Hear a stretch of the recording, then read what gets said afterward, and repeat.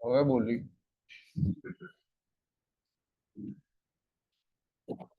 Okay, ગઈકાલના lecture સુધી આપણે વાત કરી હતી કેચમેન્ટ એરિયા સુધી, રાઈટ? હવે એક રિયલ કેચમેન્ટ એરિયા થોડુંક જોઈ લઈએ. બરાબર છે, આપણી પાસે બધા ડેટા અવેલેબલ છે જ. તમે ક્યારેક નવરા બેઠા હો તો કોઈ બી સબ્જેક્ટની અંદર, ફોર એક્ઝામ્પલ કોઈ સબ્જેક્ટમાં તમને કઈ ડાઉટ લાગતો હોય, તમે હવે નેટ પર, આપણી પાસે એ સુવિધા બહુ ઈઝી છે કે તમે નેટ પર તરત સર્ચ મારી શકો છો. ધ્યાન એ રાખવાનું કે આગા પાછા દોડાઈ ના જવાય. બરાબર છે? ઇન્ટરનેટનો ઉપયોગ ઘણી બધી વસ્તુઓ માટે થાય છે. યસ, પહેલા જ વાત કરીએ તો આ છે સાબરમતી રિવર બેઝિન. બરાબર છે, આને સાબરમતી રિવર બેઝિન એના માટે કહીએ છીએ કે એકલી સાબરમતી નહીં, જેટલી પણ રિવર્સ નોર્થ ગુજરાતમાંથી ખંભાતના અખાતમાં જાય છે ને, એ બધાને વ્યાપમાં કરેલો એરિયા છે. હવે ધરોઈ ડેમ આમાં તમે કહેશો કઈ જગ્યાએ છે, આપણને એ ખબર છે કે સાબરમતી નદી પર મોટો ડેમ બનેલો છે, તો આમાં કેટલી રિવર્સ આવે છે એ જોઈએ. કેચમેન્ટ કરતા એક મોટું માપ છે બેઝિન.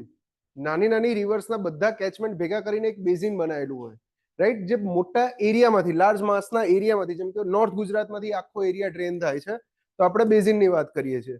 નેક્સ્ટ જોઈ લઈએ, બીજો એક ઇમેજ છે જેની અંદર તમને આખે આખા રિવર સિસ્ટમ પણ દેખાશે.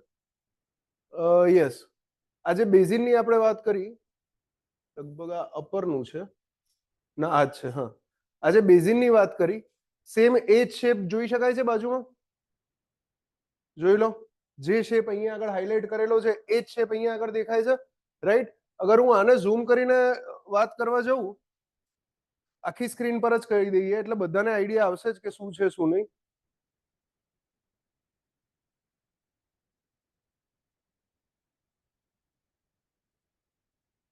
દેખાય છે હવે ક્લિયરલી વધારે, રાઈટ? અહીંયા ધ્યાનથી જોજો તો આ જે મેઇન રિવર છે ને સાબરમતી, જે વાત કરી, ગંદુ ગંદુ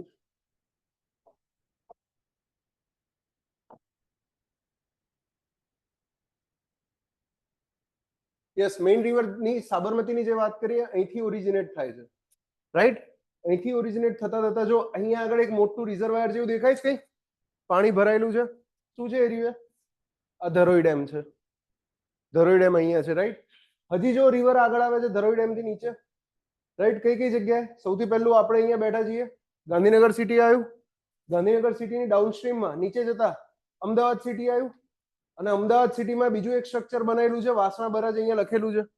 તમે લોકો જે બેરેજ જોવા ગયા હતા, સન સરોવર બેરેજ, એ અહીંયા આવ્યું છે ગાંધીનગરની ઉપર, રાઈટ?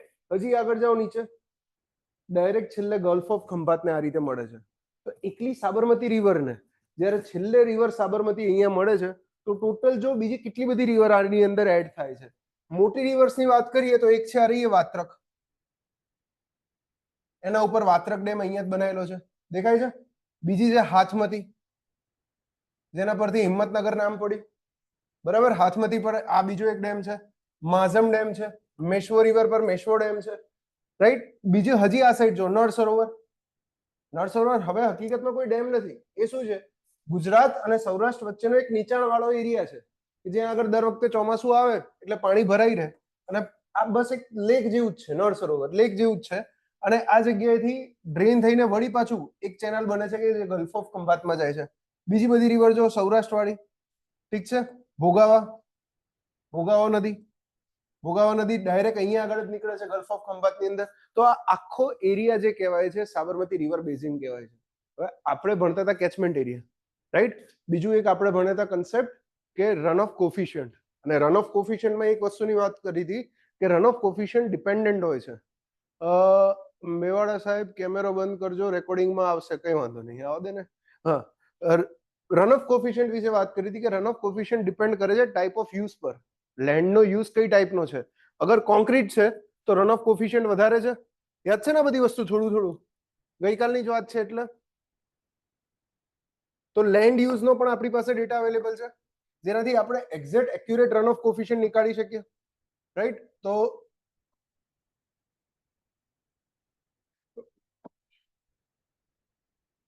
આ ડેટા લેન્ડ યુઝનો છે.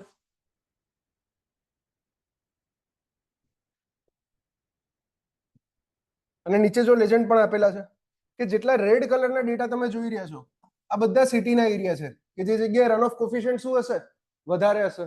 યલો કલરના જેટલા એરિયા જોઈ રહ્યા છો, પીળા કલરના, એ બધા ખેતરો છે, ક્રોપલેન્ડ છે. સીઝન પ્રમાણે ક્રોપલેન્ડની ખાસિયત એ કે સીઝન પ્રમાણે રન ઓફ કોફિશિયન્ટ બદલાય.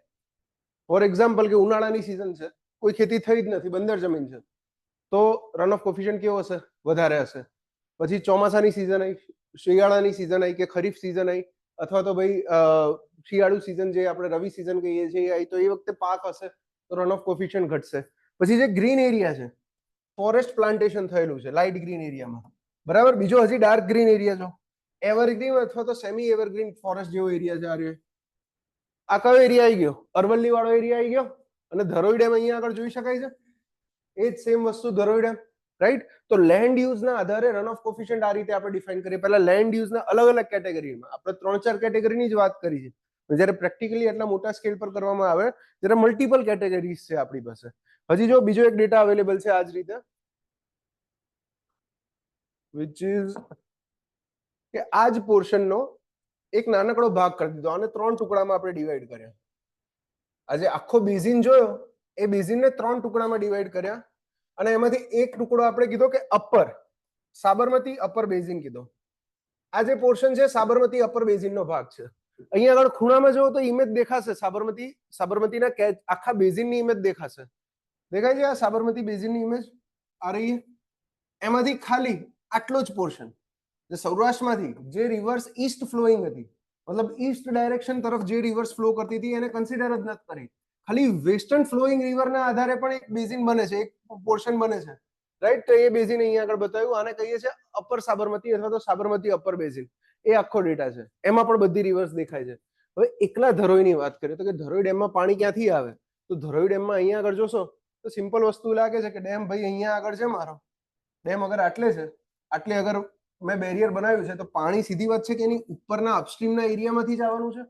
એવું તો છે નહીં ગાંધીનગરમાં વરસાદ પડશે ને ધરોઈ ડેમમાં પાણી જશે, ઊંધું તો પોસિબલ છે જ નહીં, રાઈટ. તો આટલો પોર્શન હોઈ શકે ધરોઈનો કેચમેન્ટ એરિયા. હવે ધરોઈનો રિયલ કેચમેન્ટ એરિયા જોઈએ આપણે.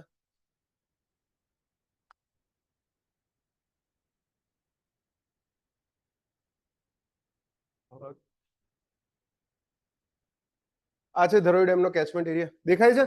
જે પોર્શન આપણે ધાર્યો તો એ જ પોર્શન છે, બરાબર. કે ધરોઈ ડેમની જસ્ટ ઉપરનો એરિયા. અહીંયા આગળ આ ધરોઈ ડેમ છે, ક્યાં કહું છું, અરે આ ધરોઈ ડેમનું ફિલઅપ થયેલું રિઝર્વોયર છે કે આટલું પાણી ભરાયેલું હશે ડેમમાં.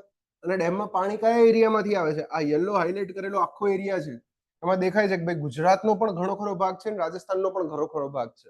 આ આખા એરિયામાંથી ધરોઈ ડેમ સુધી પાણી આવે છે. આ થઈ ગયો ધરોઈ ડેમનો કેચમેન્ટ એરિયા, ધરોઈનો કેચમેન્ટ એરિયા. તો કેચમેન્ટ એરિયા એટલે શું ખબર પડી તમને, કે કોઈ એક પર્ટિક્યુલર લોકેશન પર વરસાદ કેટલા એરિયામાંથી વોટર ડ્રેન થઈને આવશે, એ જગ્યાએ એ એરિયાને કેચમેન્ટ એરિયા કહીશ. ને આ જે લાઈન છે, આ લાઈનને શું કહેવાશે, કેચમેન્ટની બાઉન્ડ્રીને રીજ લાઈન અથવા તો ડિવાઈડ લાઈન. ક્લિયર છે, બરાબર. આ સૌથી જૂનો ફોટો અવેલેબલ છે આપણી પાસે, કે જે વખતે ડેમનું પ્લાનિંગ થયું હતું 70s ની અંદર ફોટો અવેલેબલ છે. એ વખતે જોશો ને અહીંયા લખેલું જ હશે, government of Gujarat public works department, PWD. અત્યારે ઇરિગેશન ને આરએનબી બે અલગ અલગ છે. પહેલા ખબર ને એવું ઇરિગેશન આરએનબી નહોતું. ઘણા ખરા રાજ્યોમાં એવું છે. આપણા રાજ્યમાં એવું છે કે પાણીની વ્યવસ્થા માટે સરકારે વધારે વિચાર્યું. કેમ કે પાણી પહેલેથી આપણી પાસે ઓછું હતું, એના માટે બે ડિપાર્ટમેન્ટ અલગ અલગ કર્યા, માર્ગ અને મકાન વિભાગ અને પીડબ્લ્યુડી. બાકી મોટા ભાગે મહારાષ્ટ્રની અંદર પણ હજી સેમ જ ચાલે છે, પબ્લિક વર્ક્સ ડિપાર્ટમેન્ટ જ ચાલે છે. ઇરિગેશન આરએનબી એવું કંઈ નથી. મતલબ જે ડિપાર્ટમેન્ટ રોડનું કામ કરે એ જ ડિપાર્ટમેન્ટ ડેમનું કામ કરશે, રાઈટ. બાકી કોઈને કઈ ડાઉટ કેચમેન્ટની અંદર? ક્લિયર છે, ખબર પડે છે બધાને, રાઈટ. વિઝિટ એક બીજી કરવી છે, આ આગળના ટોપિકમાં રેઇન ગેજ આવશે, બરાબર. રેઇન ગેજ વેન ગેજ જોવો હોય તો કહેજો, એક વિઝિટ રાખશું આપણે. અહીંયા જ છે, નજીક 1.5 કિલોમીટર જ છે. તમે સંત સરોવર ગયા હતા ત્યાં આગળ જોયો હશે, રેઇન ગેજ હતો ત્યાં આગળ, ડેમ પર મૂકેલો છે રેઇન ગેજ. કઈ વાંધો નહીં, જોવાનો રહી ગયો તો હાઇડ્રોલોજીની વિઝિટ આપણે થઈ જશે. ઓટોમેટેડ વેધર સ્ટેશન છે, બરાબર. સંત સરોવર પહેલા જ છે, ડેટા સેન્ટર છે SWDC ત્યાં આગળ પાછળ જ છે. જોઈ આવીશું આપણે, પહેલા ભણી લઈએ થોડું ઘણું. બાકી ઓનલાઈનમાં કોઈને કઈ doubt, difficulty? I don't think. જો આ બધા ડેટા એવું નથી કે હું ઓફિસમાંથી કાઢીને લાવ્યો છું, બધા ડેટા નેટ પર અવેલેબલ છે. CWC સેન્ટ્રલ વોટર કમિશનની વેબસાઇટ ખોલશો, આ તો મેં ખાલી દરેક આખા બેઝિનના એટલાસ અવેલેબલ છે. મતલબ મેં અહીંયા આગળ તમને સાબરમતી રિવર બેઝિનની વાત કરી, આ જગ્યાએ મેં તમને સાબરમતી રિવર બેઝિનની વાત કરી, રાઈટ? સાબરમતી રિવર બેઝિન સિવાય બીજા જેટલા બેઝિન છે, તાપી રિવર બેઝિન છે, નર્મદા રિવર બેઝિન છે, સૌરાષ્ટ્રની વેસ્ટર્ન ફ્લોઈંગ રિવર છે, કચ્છની રિવર્સ છે કે રાજસ્થાનની રિવર્સ છે, બધાના એટલાસ અવેલેબલ છે. એટલાસ એટલે આખી બુક આવે. બુકની અંદર બધી ડિટેલ છે કે આ બેઝિનની અંદર ભાઈ વસ્તી કેટલી છે, કઈ શેની સાથે જોડાયેલી છે, આનો રન ઓફ કોફિશિયન્ટ કેટલો આવે, આ બેઝિનનું વોટર પોટેન્શિયલ કેટલું છે, આખા વર્ષમાં આ બેઝિનમાંથી મને કેટલું પાણી મળી શકે છે, પોટેન્શિયલ કેટલો છે, એ પણ આ બધી વસ્તુ આપણને ખબર પડે. આ બધું હાઇડ્રોલોજીની મદદથી થાય અને આ હાઇડ્રોલોજીનો જ એક પાર્ટ છે, રાઈટ? આપણે જે સબ્જેક્ટ ભણીએ છીએ. નેક્સ્ટ આવી જઈએ સબ્જેક્ટ પર પાછા, કે ગઈકાલે જેટલેથી બાકી રાખ્યું હતું ત્યાંથી સ્ટાર્ટ કરીએ.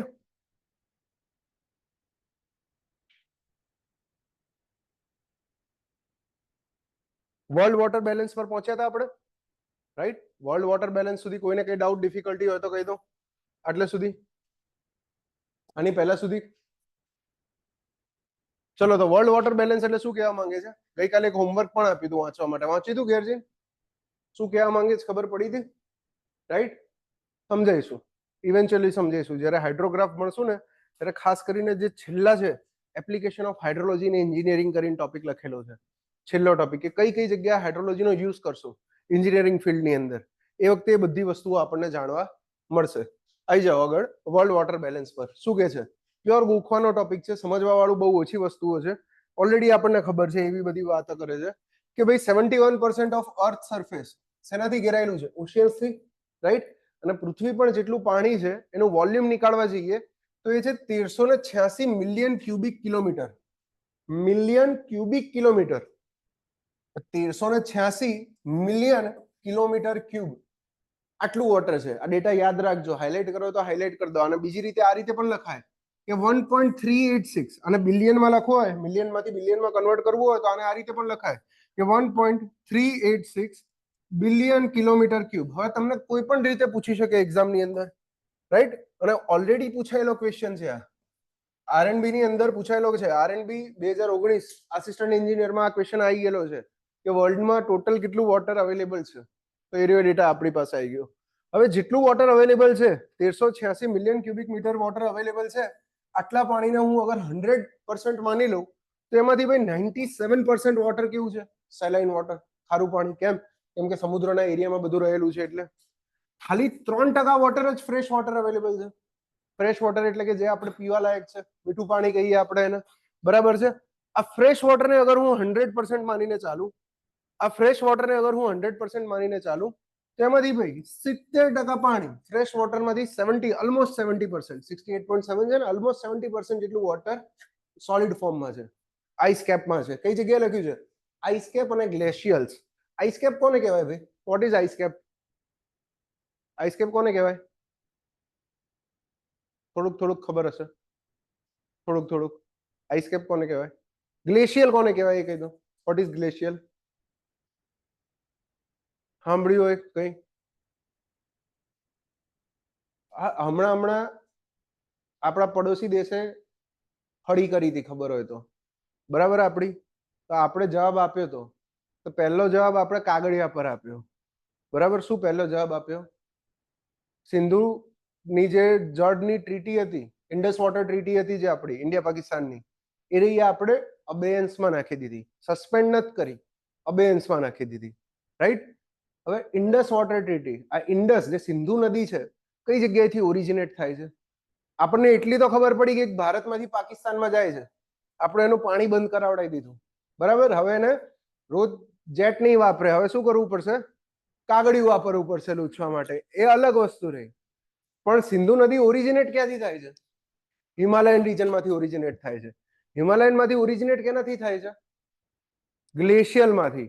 તો જે રિવર્સનું ઓરિજિન, આ નર્મદા, તાપી, સાબરમતી, આ બધા રિવર્સનું ઓરિજિન કેવું છે? બધી રિવર્સનું ઓરિજિન ક્યાંથી છે? પર્વતોમાંથી છે, ગ્રાઉન્ડ વોટરમાંથી ઓરિજિન છે, બરાબર? જમીનમાંથી કન્ટિન્યુઅસ પાણી આવતું રહે એટલે આ બધી નદીઓમાં 12 મહિના પાણી જોવા મળે. પણ આ સિંધુ, ગંગા, યમુના, જેટલી નોર્થની રિવર્સ છે આપણી, એ બધી રિવર્સનું ઓરિજિન ક્યાં છે? હિમાલયની અંદર. અને હિમાલયમાં એટલો આખી વેલી બરફની ભરેલી છે, એ બરફ કન્ટિન્યુઅસ પીગળતો પણ રહે અને એની ઉપર બરફ બીજો એડ થતો પણ રહે. એ આખા પોર્શનને આપણે ગ્લેશિયલ કહીએ છીએ. એટલે સાંભળ્યું તો ગંગોત્રી અને યમનોત્રી ક્યાં છે? ગંગોત્રી શું છે ભાઈ? ગંગા નદીનું ઉદ્ગમ સ્થાન છે. તો એ ગ્લેશિયરનો એરિયા પાર્ટ છે. ગંગોત્રીનો ફોટો જોજો ક્યારેક, તમને દેખાશે કે નીચેથી પાણી આવે છે ને ઉપર બરફનો પર્વત છે. હવે બરફનો પર્વત નથી, એટલું લેયર આખું બરફનું છે, એને જ આપણે ગ્લેશિયલ કહીએ છીએ. Same Yamunotri, right? તો એને ગ્લેશિયલ કહેવામાં આવે. હવે આઈસકેપ કોને કહેવામાં આવે? આઈસકેપ રહી ગયું. What is icecap? પૃથ્વીના ઉત્તર ગોળાર્ધમાં અને દક્ષિણ ગોળાર્ધમાં સૌથી ઉત્તર ધ્રુવ અને નીચેનો પોર્શન, ત્યાં બંને જગ્યાએ બરફ છવાયેલો છે. બરાબર? બંને આખે આખા શેની બનેલી છે? બરફની ચાદર છવાયેલી છે એ જગ્યાએ. અને બરફ વાળો જે પોર્શન છે એ આખો ફ્રેશ વોટરનો બરફ છે.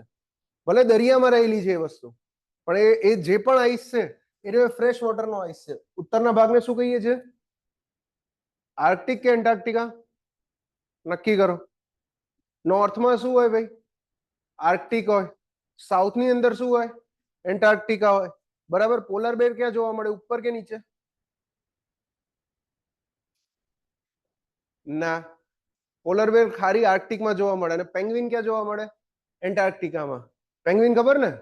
એટલે યાદ રાખવું હોય તો એવું યાદ રાખવાનું કે ઉપર ધોળું ધોળું હોય, નીચે પેંગ્વિનનો કલર બ્લેક હોય. એટલે ભાઈ અહીંયા આગળ ધ્યાન આપો, સનાતન સત્ય છે. જો અહીંયા આગળ પછી વાત કરો ગ્રાઉન્ડ વોટરની, કે ભાઈ તમે કહી દીધું સાહેબ કે 3% ફ્રેશ વોટર છે. એ 3% જેટલું પીવાલાયક પાણી છે એમાંથી 70% પાણી તો બરફ તરીકે છે, આપણા કામનું નથી. એમાંથી બાકીનું જે 30% રહ્યું એ રહ્યું ગ્રાઉન્ડ વોટર તરીકે છે. અને જે નાનકડો પોર્શન રહ્યો, કેટલો પોર્શન? સરફેસ વોટર તરીકે. મતલબ રિવર ને એ બધામાં જોઈએ છે, રિવર, લેક, એ ખાલી 0.3% છે.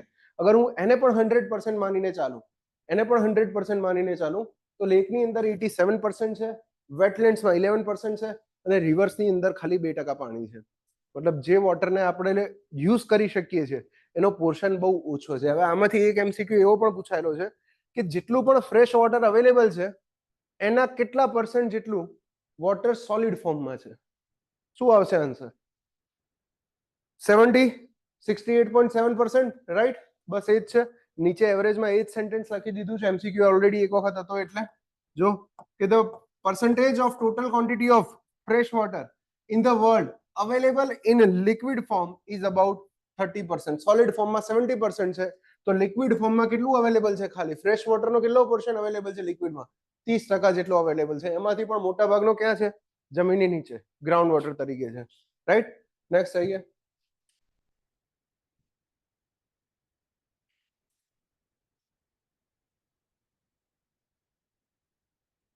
ગઈકાલે હાઇડ્રોલોજીકલ સાયકલ ભણ્યા હતા, બરાબર?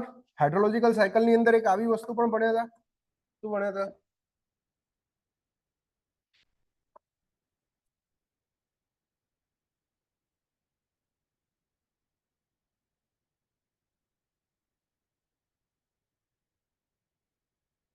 અગર હું એવું કહું કે આટલા ભાગની અંદર ઓશિયન છે, રાઈટ? તો ઓશિયનની જ વાત કરીએ તો એક સેન્ટેન્સ લખ્યું છે, તમારામાં વાંચો. ફર્સ્ટ સેન્ટેન્સ લખ્યું છે, it is observed that 9% water evaporates more. એવું જ કંઈક લખ્યું છે ને? ઠીક છે, કે જેટલું ઓશિયન પર વરસાદ તરીકે પાણી પાછું આવે છે એના કરતા 9% વધારે પાણી ઇવોપરેટ થાય છે. ફોર એક્ઝામ્પલ અહીંયા સમજાવું. આપણે એક વસ્તુ એવી ભણ્યા છીએ કે આ ઓશિયન પરથી વોટર ઇવોપરેટ થાય છે. અહીંયા આગળ આટલું અહીંથી વોટર ઇવોપરેટ થયું. આ જે પણ વોટર ઇવોપરેટ થયું એ ઉપર જઈને એનું શું થયું ભાઈ? ક્લાઉડ્સમાં ફોર્મેશન થયું એનું. આ જગ્યાએ ઉપર એના ક્લાઉડ્સ થયા, કન્ડેન્સેશન થઈને, રાઈટ? અને આ ક્લાઉડ્સ જ રેનફોલ આપે. ગઈકાલ મેં એ પણ કીધું હતું કે ભાઈ પૃથ્વી પર 71% એરિયા સમુદ્રનો છે. એટલે સીધી વાત છે કે જમીન કરતા સમુદ્ર પર વરસાદ પણ કેવો હશે? વધારે હશે. એ પણ કીધું કે ભાઈ મેરા માલ લેકે મેરે કોઈ વાપસ ભેજ દિયા, રાઈટ? પણ એ માલમાં કટકી થઈને આવે છે. કેવી કટકી થાય છે એ કહું કે સેન્ટેન્સ વાંચો ધ્યાનથી. અહીંયા આગળ લખ્યું છે કે it is observe that over the oceans about 9% more water evaporates. 9% વધારે પાણી ઇવોપરેટ થાય છે then that fall backs as precipitation. અગર સમુદ્ર ઉપર જે વરસાદ પડતો હશે એ સમુદ્ર ઉપરનો વરસાદ, હું એવું કહું કે 100% જેટલો રેનફોલ થાય છે, 100 mm જેટલો. અહીંથી જે રેનફોલ થયો સમુદ્ર ઉપર જ જે વરસાદ થયો એ અગર 100% થયો તો અહીંથી જે ઇવોપરેટ થયું હશે પાણી, એ કેટલા ટકા પાણી ઇવોપરેટ થયું હશે? 109%. આ સેન્ટેન્સ ડાયરેક્ટ પૂછાયેલું છે. બરાબર, ઈએસસી માં પૂછાયેલું છે, જીપીએસસી માં 2 વર્ષ પહેલા એક વખત આવેલું હતું, વર્ષ કે એના પહેલા જ આવેલું હતું, એટલે હાઇલાઇટ કરી દેજો આ સેન્ટેન્સ, કામનું છે. આ ટીક કરતા જાવ છો ને લે, પાક્કું ને? નેક્સ્ટ થઈ જાઓ, રેસિડન્સ ટાઈમ. નેક્સ્ટ ટોપિક શું કહે છે? Residence time. હવે રેસિડન્સ ટાઈમની ડેફિનેશન કામની. અત્યાર સુધી રેસિડન્સ ટાઈમ પર એક પણ વખત ક્વેશ્ચન પૂછાયો નથી પ્રિલિમ્સમાં, બરાબર? પણ રેસિડન્સ ટાઈમ ક્યારે કામ આવે છે બધાને? ઇન્ટરવ્યુની અંદર. ઇન્ટરવ્યુની અંદર આ ફેવરેટ ક્વેશ્ચન. સમજાવો રેસિડન્સ ટાઈમ શું કહેવાય, રાઈટ? તો હાઇડ્રોલોજિકલ સાયકલ આપણે જોઈ. હાઇડ્રોલોજિકલ સાયકલ એમાં શું કીધું હતું? ઓશિયન પરથી વોટર ઇવોપરેટ થતું હતું, ઉપર જઈને કન્ડેન્સ થતું હતું, એટમોસ્ફિયરમાં રહેતું હતું થોડા ટાઈમ સુધી, કન્ડેન્સ થઈને અને વળી પાછું ક્યાં આવતું હતું? જમીન પર આવતું હતું. જમીન પર આવીને પણ થોડું ઘણું પાણી ક્યાં જતું રહેતું હતું? લેન્ડની નીચે, જમીનની નીચે ઇન્ફિલ્ટ્રેટ થઈ જતું હતું. એના પછી વધેલું વોટર ક્યાં જતું હતું ભાઈ? રન ઓફ થઈને કઈ જગ્યાએ આવતું હતું? રિવર્સની અંદર, નદીઓમાં આવતું હતું. અને આ નદીઓ વળી પાછી છેલ્લે કઈ જગ્યાએ જતી હતી? સમુદ્રમાં જતી હતી. આ હાઇડ્રોલોજિકલ સાયકલની વાત કરી. તો હાઇડ્રોલોજિકલ સાયકલમાં એવું કહી શકાય કે અલગ અલગ ફેઝ છે હાઇડ્રોલોજિકલ સાયકલના. જેમ કે વોટર પહેલા ઓશિયનમાં હશે, એ ઓશિયનમાંથી પાણી પછી ક્યાં આવી ગયું? પાણીનું એરિયું ડ્રોપલેટ એટમોસ્ફિયરમાં આવ્યું. એટમોસ્ફિયર પછી ક્યાં આવ્યું? સોઇલના સરફેસ પર આવ્યું. એમાંથી ઘણી વખત સોઇલના સરફેસની નીચે પણ જતું રહ્યું અને ઘણી વખત સોઇલના સરફેસની ઉપર પણ લઈ રહ્યું, રાઈટ? તો આ રેસિડન્સ ટાઈમ શું છે? રેસિડન્સ ટાઈમ એ ટાઈમ છે, વાંચો અહીંયા આગળ, the average duration of particle of water. પાણીના એક ડ્રોપલેટ, પાણીનું એક ડ્રોપલેટ ઓન એન એવરેજ કેટલા ટાઈમ કોઈ પર્ટિક્યુલર ફેઝમાં રહે, એ ટાઈમને રેસિડન્સ ટાઈમ કહેવાય. માની લો કે વોટરનું એક ડ્રોપલેટ આજે જ ઇવોપરેટ થયું અને ઇવોપરેટ થઈને ક્યાં આવ્યું? એટમોસ્ફિયરમાં આવ્યું. તો આજની તારીખે એટમોસ્ફિયરની અંદર આવી ગયું એ રહ્યું. હવે 10 દિવસ સુધી એ ડ્રોપલેટ એટમોસ્ફિયરમાં જ રહ્યું, બરાબર? પણ પછી 10 દિવસ પછી વરસાદના સ્વરૂપે વળી પાછું જમીન પર આવી ગયું. તો એટમોસ્ફિયરિક મોઇસ્ચરનો વોટરના એ ડ્રોપલેટ માટેનો રેસિડન્સ ટાઈમ કેટલો કહેવાય ભાઈ? 10 દિવસ કહેવાય કે 10 દિવસ સુધી એટમોસ્ફિયરમાં રહ્યું. શું જરૂરી છે કે બધા ડ્રોપલેટ 10 દિવસ જ રહેશે? ના, ઘણા ડ્રોપલેટ વધારે ટાઈમ પણ રહે, ઘણા ડ્રોપલેટ ઓછો ટાઈમ પણ રહે. તો આ બધા ડ્રોપલેટનો જે એવરેજ ટાઈમ નીકળે ને, એને રેસિડન્સ ટાઈમ કહેવાય. ક્લિયર છે? તો હાઇલાઇટ કરી દો ડેફિનેશન એક વખત. રેસિડન્સ ટાઈમ શું છે? The average duration of particle of water. કોની એવરેજ ડ્યુરેશન છે? વોટરના પાર્ટિકલની. પણ કઈ ડ્યુરેશન છે? To pass through a phase of the hydrological cycle. Hydrological સાયકલના એક ફેઝમાંથી પાસ થવા માટે એને કેટલો ટાઈમ લાગે છે, એને રેસિડન્સ ટાઈમ કહેવામાં આવે છે. હવે રેસિડન્સ ટાઈમ જોશો તો થોડાક શોકિંગ રિઝલ્ટ મળશે. કેવા રિઝલ્ટ મળે છે? કે ગ્લોબલ રિવર્સ, રિવરની અંદર વોટરનું ડ્રોપલેટ જ્યારે એન્ટર થાય છે અને બહાર નીકળે છે, અગર રિવરમાં વોટરનું ડ્રોપલેટ એન્ટર થયું હશે તો રિવરમાંથી બહાર નીકળવા માટેના ખાલી 3 જ રસ્તા છે. એક, કાં તો ઇવોપરેટ થઈ જાય રિવરમાંથી જ પાછું, બીજું જમીનમાં જતું રહે અને ત્રીજું દરિયામાં જતું રહે. તો આ 3માંથી કોઈ બી એકમાં બહાર નીકળ્યું હશે તો ગ્લોબલ એટમોસ્ફિયરિક રિવરનો રેસિડન્સ ટાઈમ લગભગ 17.3 દિવસ જેટલો છે, 17.3 ડેઝ, રાઈટ? નેક્સ્ટ કે છે કે ગ્લોબલ એટમોસ્ફિયરિક મોઇસ્ચરનો રેસિડન્સ ટાઈમ ફક્ત 8.2 દિવસ છે. ઓન એન એવરેજ ઇવોપરેટ થયેલું વોટર 8.2 દિવસ પછી જમીન પર આવી જાય ને આવી જાય. પણ ગ્લોબલ ગ્રાઉન્ડ વોટરનો મતલબ અગર વોટરનું એક ડ્રોપલેટ જમીનની નીચે જતું રહ્યું તો ઓન એન એવરેજ 4800 વર્ષ પછી એને બહાર આવવાનો મોકો મળે.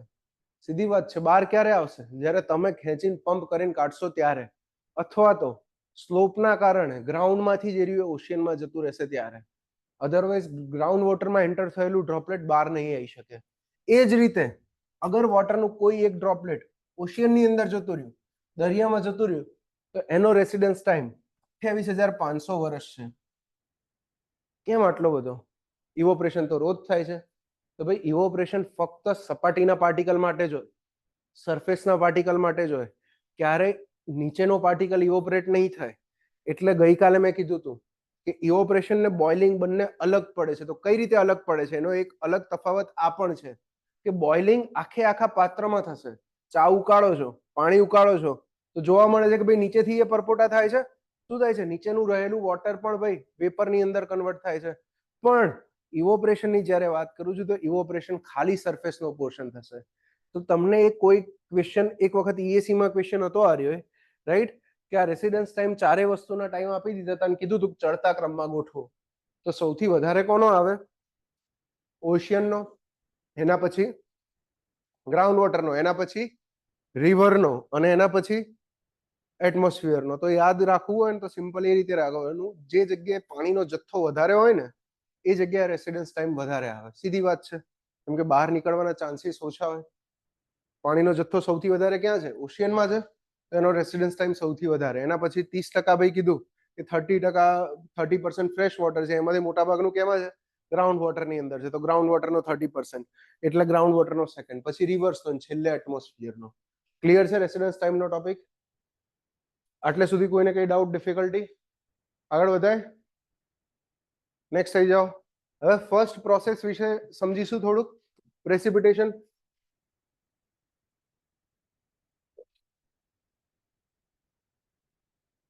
Precipitation, right? તો પ્રેસિપિટેશન કોને કહેવાય એ સમજીએ. તો કોઈ પણ ફોર્મનું વોટર, વોટરના 3 ફોર્મ જોયા. કયા 3 ફોર્મ જોયા? વેપર, સોલિડમાં આઈસ, અને ત્રીજું કયું જોયું? લિક્વિડમાં વોટર. કોઈ પણ ફોર્મનું વોટર એટમોસ્ફિયરમાંથી જ્યારે જમીન પર આવે છે, અર્થના સરફેસ પર આવે છે, તો હું એને કહીશ પ્રેસિપિટેશન. એ ફિનોમિનાને પ્રેસિપિટેશન કહેવાશે. મતલબ સ્નોફોલને પણ પ્રેસિપિટેશન કહેવાય અને રેનફોલને પણ પ્રેસિપિટેશન કહેવાય. બરાબર છે? આ વસ્તુ ધ્યાન રાખજો, બંને વસ્તુને પ્રેસિપિટેશન કહેવાય. જો અહીંયા આગળ લખે છે કે the term precipitation denotes all forms of water that reach the earth from atmosphere. અર્થ પર એટમોસ્ફિયરમાંથી આવે કોઈ પણ ફોર્મને, વોટરને, એને હું પ્રેસિપિટેશન કહીશ. હવે પ્રેસિપિટેશન ક્યારે થાય? કઈ કન્ડિશનમાં વરસાદ પડે? તમે વાદળા રોજ ઘેરાતા જોતા હશો, બરાબર? લોકો સ્ટેટસ ચડાવતા હશે, કાળી વાદળડીને. હમણાં ચોમાસું એટલે ભાઈ મૂડ બને એટલે રોજ લોકો સ્ટેટસ ચડાવતા હશે, પણ વરસાદ રોજ નહીં થતો હોય. વાદળા બનેલા જોયા છે પણ વરસાદ નથી થતો. તો કઈ કન્ડિશનની અંદર પ્રેસિપિટેશન થાય એ જોવાનું છે. તો કોઈ પણ વખતે પ્રેસિપિટેશન થવા માટે આ 4 કન્ડિશન હોવી કમ્પલસરી છે, યાદ રાખવાની છે. સેન્ટેન્સ વાળા ક્વેશ્ચનમાં પૂછાઈ શકે છે. અગર ડિફિકલ્ટ બનાવવું હોય હાઇડ્રોના ટોપિકને, તો 4 સેન્ટેન્સ મૂકીને કહેશે કે નીચેનામાંથી કયા સેન્ટેન્સ સાચા છે. તો પ્રેસિપિટેશન થવા માટે નીચેનામાંથી કઈ કન્ડિશન જરૂરી છે એમ પૂછી શકે છે. પહેલું, તો એટમોસ્ફિયર મસ્ટ હેવ મોઇસ્ચર. આપણી ડેફિનેશનમાં જ કીધું છે કે પ્રેસિપિટેશન એટલે કે એટમોસ્ફિયરમાંથી કોઈ પણ ફોર્મનું પાણી જમીન પર આવે. બરાબર? તો વરસાદ થવો હોય અથવા તો પ્રેસિપિટેશન થવું હોય એના માટે શું જરૂરી છે? પહેલું, કે એટમોસ્ફિયર પાસે મોઇસ્ચર હોવું જરૂરી છે. અગર એટમોસ્ફિયર પાસે જ મોઇસ્ચર નહીં હોય તો જમીન પર શું આવશે? એટલે ક્યારેય ઉનાળામાં વરસાદ થતો નહીં જોયો હોય, રેર કેસમાં. કેમ? કેમ કે હ્યુમિડિટી જ નહીં હોય, એટમોસ્ફિયર પાસે મોઇસ્ચર જ અવેલેબલ નહીં હોય. સેકન્ડ જોઈ લો, there must be sufficient nuclei to aid condensation. આપણે એક વસ્તુ એ ભણ્યા કે ભાઈ જ્યારે પણ ઇવોપરેશન થાય છે તો ઇવોપરેશન ઉપર જઈને ઇવોપરેશનનું શું થઈ જાય છે? કન્ડન્સેશન થાય છે. આર યુ એમે વોટર લખ્યું અહીંયા, માની લો કે સી લખું છું, અહીંથી વોટર ઇવોપરેટ થયું, આ ઇવોપરેશન થયું. પણ વોટર તો આપણને લિક્વિડ ફોર્મમાં મળે છે ને. તો આરયુ એ કયું છે? ઇવોપરેશન થયું એટલે શું છે? આ વેપર છે, વરાળ છે ગુજરાતીમાં કહું તો. આને પાણીમાં કન્વર્ટ કરવી રહી. ક્યારે થાય આ વસ્તુ? કન્ડન્સેશન. ગઈકાલે ગ્લાસ વાળું એક્ઝામ્પલ આપ્યું હતું, યાદ હોય તો, કે ગ્લાસ કાઢીને મૂક્યો. તો એના માટે ક્યારે પણ કન્ડન્સેશન થવું હોય એકલા ઓછા ટેમ્પરેચરથી કામ ના ચાલે. મોટે ભાગે આપણે એવું માનીએ કે ટેમ્પરેચર ઘટાડ દો તો કન્ડન્સેશન થઈ જશે, પણ એકલા ઓછા ટેમ્પરેચરથી કામ ના ચાલે. સરફેસ પણ જોઈશે કન્ડન્સેશન થવા માટે.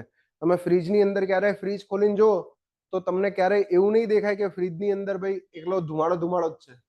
બરાબર? કન્ડન્સેશન ક્યારે થશે? જ્યારે તમે એને ઠંડુ સરફેસ આપશો ત્યારે. ફ્રીજમાં તપેલી મૂકી છે ને, તો ફ્રીજની તપેલી ઉપર ક્યારેય ઠંડુ બાજેલું નહીં જોવો તમે. જોયું છે ફ્રીજમાં તપેલી મૂકી છે એના ઉપર ઠંડુ બાજ્યું છે? તરત ફ્રીજ ખોલો ત્યારે ના, એ ઠંડી તપેલીને બહાર કાઢીને મૂકશો એના પછી પાણી બાજશે એની આજુબાજુ. આ વસ્તુ માટે જરૂરી ખૂબ એ વસ્તુ છે કે એટમોસ્ફિયરની અંદર સફિશિયન્ટ પાર્ટિકલ્સ હોવા જોઈએ. આ પાર્ટિકલ્સને કહેવામાં આવે છે ન્યુક્લિયાઈ. આ માઇક્રોસ્કોપિક પાર્ટિકલ છે. આપણે બર્ન કરીએ છીએ, ધુમાડો જોયો છે તમે, સ્મોક જોયો છે, સ્મોકની અંદર શું હોય? નાના નાના પાર્ટિકલ જ હોય. બસ એ જ ટાઈપના માઇક્રો પાર્ટિકલ છે. હવે આ પાર્ટિકલ એટમોસ્ફિયરના ઉપરના લેયરમાં બહુ ઠંડા છે. આ ઠંડુ સરફેસ, જ્યારે અહીંની આ વેપરને ઠંડુ સરફેસ મળે છે તો આ સરફેસની આજુબાજુ કન્ડન્સેશન થાય છે અને આ રીતના વોટર ડ્રોપલેટ બનાવે છે અને ક્લાઉડનું ફોર્મેશન થાય છે. રાઈટ? આનો મતલબ શું થયો? કે એટમોસ્ફિયરમાં અગર આર્યા ન્યુક્લિયાઈ પ્રેઝન્ટ નહીં હોય તો કન્ડન્સેશન થશે જ નહીં. સીધી વાત છે. કન્ડન્સેશન થવા માટે સફિશિયન્ટ ન્યુક્લિયાઈ હોવા જોઈએ. અને ત્રીજી વસ્તુ કે weather condition must be good for condensation to take place. મતલબ આ જગ્યાએ ટેમ્પરેચર પણ ઓછું હોવું જોઈએ, જેથી કરીને આ પાર્ટિકલ કેવા હોય, ઠંડા હોય. એ ઠંડા પાર્ટિકલ પર જ્યારે વરાળ ટચ થશે ત્યારે એની આજુબાજુ કન્ડન્સેશન થશે. અને last, the product of condensation must reach the ground. મતલબ આ જે પણ કન્ડન્સેશન થયું આ બધા પાર્ટિકલ જમીન પર પાછા આવવા જોઈએ. આ ચાર કન્ડિશન પૂરી થાય ત્યારે જ હું એવું કહીશ કે પ્રેસિપિટેશન થયું, અથવા તો પ્રેસિપિટેશન થયું એવું કહેવા માટે આ ચાર કન્ડિશન કમ્પલસરી પૂરી થવી જોઈએ. ઘણી વખત કેવું થાય, આ લાસ્ટ લખવાની જરૂર કેમ પડી કે એટમોસ્ફિયરની અંદર આ વસ્તુ પ્રેઝન્ટ હોય જ છે, મોટે ભાગે આ વસ્તુ પ્રેઝન્ટ હોય. પ્રોડક્ટ ઓફ કન્ડન્સેશન મોટે ભાગે પ્રેઝન્ટ હોય, પણ એ રહી એ પ્રોડક્ટ ગ્રાઉન્ડ સુધી આવે જ નહીં. જે જોઈએ છે આપણે હાલના ટાઈમમાં જોઈએ છે કે વાદળા છે જ, વાદળામાંથી થોડો થોડો ઝીણો ઝીણો વરસાદ એ થતો હોય, પણ એ વરસાદ જમીન પર આવે એ પહેલા જ ઇવોપરેટ થઈને વળી પાછું ઉપર જતું રહ્યું વેપર, રાઈટ. તો પ્રેસિપિટેશન થવા માટે આ ચોથી કન્ડિશન ફૂલફિલ થવી જ જોઈએ. આટલે સુધી ક્લિયર છે? કોઈને કઈ ડાઉટ? ચાર કન્ડિશન પ્રેસિપિટેશનની કઈ ચાર કન્ડિશન છે ફોર પ્રેસિપિટેશન ટુ ફોર્મ? આ કન્ડિશન સફિશિયન્ટલી થવી જ જોઈએ. અને આ ન્યુક્લિયાઈ શું છે એના વિશે કહે છે કે ન્યુક્લિયાઈ મોટે ભાગે સોલ્ટ પાર્ટિકલ હોય છે અથવા તો પ્રોડક્ટ ઓફ કમ્બશન હોય છે. મતલબ જ્યારે આપણે કંઈ બર્ન કરીએ છીએ એની જે પ્રોડક્ટ હોય એને ન્યુક્લિયાઈ કહેવામાં આવે છે. અને બીજી એક વસ્તુ છે કે કોલોઇડલ સસ્પેન્શન. નામ સાંભળ્યું છે? કોલોઇડ, કલીલ, ગુજરાતીમાં કહીએ કલીલ દ્રાવણ આવતું હતું ક્યારેક વિજ્ઞાનમાં, કે કાચનો ગ્લાસ લો, એમાં પાણી ભરો અને માટી નાખી દો અને હલાવી દો, તો પછી જે જોવા મળશે, જુઓ શું જોવા મળશે કે માટીના બધા નાના નાના કણો ગ્લાસમાં તરી જ રહ્યા છે. ગ્લાસ ક્યારેય ચોખ્ખો 100% થશે જ નહીં, માટી અગર તમે બહુ ઝીણી લીધી હશે તો સોઇલ, રાઈટ. તો એ દ્રાવણને કલીલ દ્રાવણ કહેવાય, કોલોઇડલ સસ્પેન્શન કહેવાય. એન્વાયરમેન્ટની અંદર એ વધારે ડિટેલમાં આવ્યું છે. Water droplets in clouds are somewhat similar to a colloidal suspension. ક્લાઉડની અંદર જે વોટર ડ્રોપલેટ રહેલા હોય ને એ એક કોલોઇડલ સસ્પેન્શનની જેમ રહેલા હોય. કહેવાનો અર્થ આ છે. નેક્સ્ટ આવી જાઓ. હવે આ જગ્યાએથી બહુ બધા એમસીક્યુ આવે છે, બહુ બધા એમસીક્યુ નીકળે છે નેક્સ્ટ આખા ટોપિકમાંથી, બરાબર છે. Forms of precipitation in India. બે પેજ છે, બંને પેજ કામના. પહેલું રેન.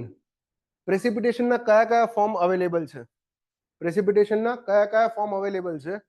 ફર્સ્ટ ફોર્મ છે ભાઈ રેન. આને રેનફોલ પણ કહીએ છીએ આપણે, વરસાદની વાત કરીએ દેશી ભાષામાં કહીએ તો. ઇન્ડિયાનું પ્રિન્સિપલ ફોર્મ ઓફ પ્રેસિપિટેશન છે આ રહ્યું, હાઇલાઇટ કરી દેજો. આવો ક્વેશ્ચન પૂછે છે અને આવો ક્વેશ્ચન પબ્લિક ખોટું મારીને આવે છે. ઇન્ડિયાનું પ્રિન્સિપલ ફોર્મ ઓફ પ્રેસિપિટેશન કયું છે? રેનફોલ. ભારતમાં મોઇશ્ચર મેક્સિમમ, પાણી આપણને કઈ જગ્યાએથી મળે છે? એટમોસ્ફિયરમાંથી. શેના કારણે? રેનફોલના કારણે મળે છે. હવે રેનફોલના અમુક ક્રાઇટેરિયા રાખ્યા છે આપણે. દરેક વખતે વરસાદ પડશે તો હું એને રેનફોલ કહીશ? ના, એવું નથી. રેનફોલના ક્રાઇટેરિયા કેવા છે કે એનો જે ડ્રોપલેટ હોય, વોટરનો જે ડ્રોપલેટ હોય, એ ડ્રોપલેટની સાઇઝ કમ્પલસરી 0.5 mm કરતા વધારે હોવી જોઈએ. હાઇલાઇટ કરો. The minimum size of rainfall થાય છે એવું કહેવા માટે, રેનફોલ વરસાદ થઈ રહ્યો છે એવું કહેવા માટે વોટર ડ્રોપલેટની સાઇઝ 0.5 મિલીમીટર કરતા વધારે હોવી જોઈએ. આ 0.5 mm નો ક્રાઇટેરિયા કેમ રાખ્યો? 0.4 કેમ ન રાખ્યો? યુઝ્યુઅલી એવું ઓબ્ઝર્વ કરીએ છીએ કે 0.5 mm કરતા અગર નાની સાઇઝના ડ્રોપલેટ હોય ને તો એ ડ્રોપલેટ ડાયરેક્ટ એટમોસ્ફિયરમાંથી સીધા આમ સ્ટ્રેટ લાઇનમાં જમીન પર નહીં આવે. વરસાદ તમે જો, વરસાદ કોને કહો છો? રેનફોલ કોને કહેવાય? વરસાદ પડે એવું ક્યારે કહેવાય? કે જ્યારે વોટર ડ્રોપલેટ છે, આ વોટર ડ્રોપલેટ સીધું એક સાથે સ્ટ્રેટ લાઇનમાં જમીન પર આવે છે, રાઈટ. પણ અગર વોટર ડ્રોપલેટની સાઇઝ નાની થઈ જાય તો શું થશે? હવાની જોડે હાલતું ઝૂલતું ડોલતું આમથી આમ થતું આવશે. આવું જોયેલું છે, થાય છે ઘણી બધી વાર. તો એને રેનફોલ નહીં કહું હું, એને ડ્રીઝલ કહેવાય. બરાબર. ગુજરાતીમાં આપણે શું કહીએ એને? ઝાકળ નહીં, હે? ઝરમર. ઝરમર સાંભળ્યું છે ને એવું? બરાબર, સાંભળ્યું છે. પેલી વાર્તા ખબર હશે? વાર્તાને પેલા નાના હતા ત્યારે ભણતા હતા. તમે લોકો ભણતા હતા કે નહીં ખબર નહીં, હવે તમે મમ્મી ડેડી વાળા છો એટલે. આવરે વરસાદ આવતું હતું. શું આવતું હતું? આવરે ઢેબરિયો ઉની શેનું શાક? હજી સુધી નહીં ખાધું આપણે, બરાબર. કારેલાનું શાક યાદ છે. ચલો, બચપન તો સારું ગયું છે એમ. પ્યોર જેન્સી નથી એમ, બરાબર છે. ખબર પડે ખેતર એટલે શું ખબર જ નહીં, જોયું જ ના, ખેતર ના જોયું લાઈફમાં. હવે ઘણા એ ના નથી. જો અહીંયા આગળ તો આ વોટર ડ્રોપલેટ જ્યારે સાઇઝ બહુ નાની થઈ જશે તો એ સ્ટ્રેટ લાઈનમાં નીચે આવવાના બદલે ફંટાતું આવશે.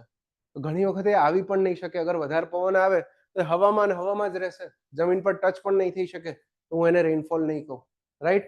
સેકન્ડ ક્રાઇટેરિયા છે કે આ રેનડ્રોપની જે સાઇઝ હોય છે ને એ 0.5 mm કરતા વધારે કીધી, પણ મેક્સિમમ કેટલી છે થઈ શકે? એવું થોડી છે કે 20 સેન્ટીમીટરનો રેનફોલ આવ્યો. વોટરનું ડ્રોપલેટ ક્યારે જોયું નથી. વોટરના ડ્રોપલેટની સાઇઝ મેક્સિમમ લિમિટ લખી છે 6 mm. ઘણી જગ્યાએ આ લિમિટ તમને 8 mm પણ જોવા મળશે, પણ આપણે 6 mm જ રાખજો. 6 mm ની સાઇઝ કરતા વોટરનું ડ્રોપલેટ મોટું ના થઈ શકે. શું રીઝન છે આનું? એકવાર માપવા જજો, વરસાદ પડે ને તો ફૂટપટ્ટી લઈને નીકળવાનું આમ, બરાબર? ચેક કરજો, 6 mm થી વધારે ક્યારેય વોટરનું ડ્રોપલેટ નહીં હોય, ક્યારેય નહીં હોય. સરફેસ ટેન્શન, આનું રીઝન છે સરફેસ ટેન્શન. ડ્રોપલેટ જ્યારે ફોર્મ થાય છે ત્યારે ડ્રોપલેટનો શેપ જોયો છે, આ રીતનો છે, રાઈટ? હવે આ ડ્રોપલેટ આમ જ ફોર્મ થયું છે, આ જ શેપમાં રહ્યું છે. આનું રીઝન શું છે કે આના સરફેસ પર એક નાનકડો ફોર્સ લાગે છે જેને આપણે કહીએ છીએ ભાઈ surface tension, right? Surface tension આ ડાયરેક્શનમાં લાગતું હશે. બીજો ઓપોઝિટ ડાયરેક્શનમાં ફોર્સ કયો લાગતો હશે? ઓપોઝિટ ડાયરેક્શન એટલે કે નીચેની ડાયરેક્શનમાં એ વોટરનું વેઇટ લાગતું હશે. તો આ 6 mm સુધી ઇક્વિલિબ્રિયમ કન્ડિશનમાં રહી શકશે. અગર સાઇઝ 6 mm કરતા મોટી થશે તો વેઇટ શું થશે? વેઇટ એટલું ડ્રાસ્ટિકલી વધી જશે કે આ સરફેસ ટેન્શન કરતા વેઇટ વધી જશે.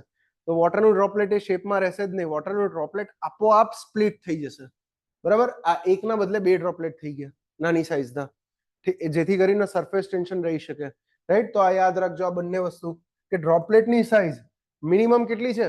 0.5 mm છે અને મેક્સિમમ કેટલી છે? 6 mm છે. ક્લિયર છે એટલે સુધી? રાઈટ. હવે બીજી એક વસ્તુ આપણે કીધી હતી કે રેનફોલને આપણે મેજર શેની અંદર કરીએ છીએ? રેનફોલને આપણે ડેપ્થમાં મેજર કરીએ છીએ. ગઈકાલે વાત કરી હતી, કેચમેન્ટ ઉપર 2 સેન્ટીમીટરનો રેનફોલ કરાયો હતો, 100 કિલોમીટર સ્ક્વેરના કેચમેન્ટ પર 2 સેન્ટીમીટરનો. તો એના માટે યાદ કરો, એક ટાઈમ પણ લખ્યો હતો. લખે તો ટાઈમ સાંજે 5 થી 6 વાગ્યા સુધી 2 સેન્ટીમીટરનો રેનફોલ છે, તો આવી વાત કરી હતી, રાઈટ? તો ટાઈમ લખવાનો અર્થ શું હતો કે 1 કલાકમાં 2 સેન્ટીમીટરનો રેનફોલ થયો. અગર આ રેનફોલ પાડો હોય તો હું આમ પણ લખી શકું કે 5 થી રાતે 10 વાગ્યા સુધી 2 સેન્ટીમીટર જેટલો રેનફોલ થયો, બરાબર? અને ત્રીજી વસ્તુ પણ લખી શકું કે સાંજે 5:10 થી લઈને 5:20 સુધી આ 10 મિનિટની અંદર 2 સેન્ટીમીટરનો રેનફોલ થયો. તો આમાંથી વધારે વરસાદ ક્યારે પડ્યો કેવા હશે? તીવ્રતા ક્યારે વધારે હશે?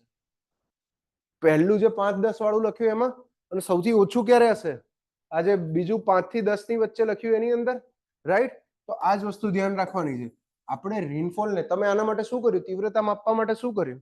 મગજની અંદર બેઝિક એ વસ્તુ બેસાડ્યું કે કેટલા ટાઈમની અંદર કેટલો વરસાદ પડે છે એ જ જોયું, રાઈટ? તો રેનફોલને ક્લાસિફાઈ કરવા માટે આપણે જે ટર્મ અપનાવીએ છીએ એને કહેવાય છે ભાઈ રેનફોલ ઇન્ટેન્સિટી. યાદ રાખજો, સાઈડમાં લખવું હોય તો લખી દેજો. રેનફોલ ઇન્ટેન્સિટી કોને કહેવાય? Is equal two depth of rainfall divided by duration of rainfall.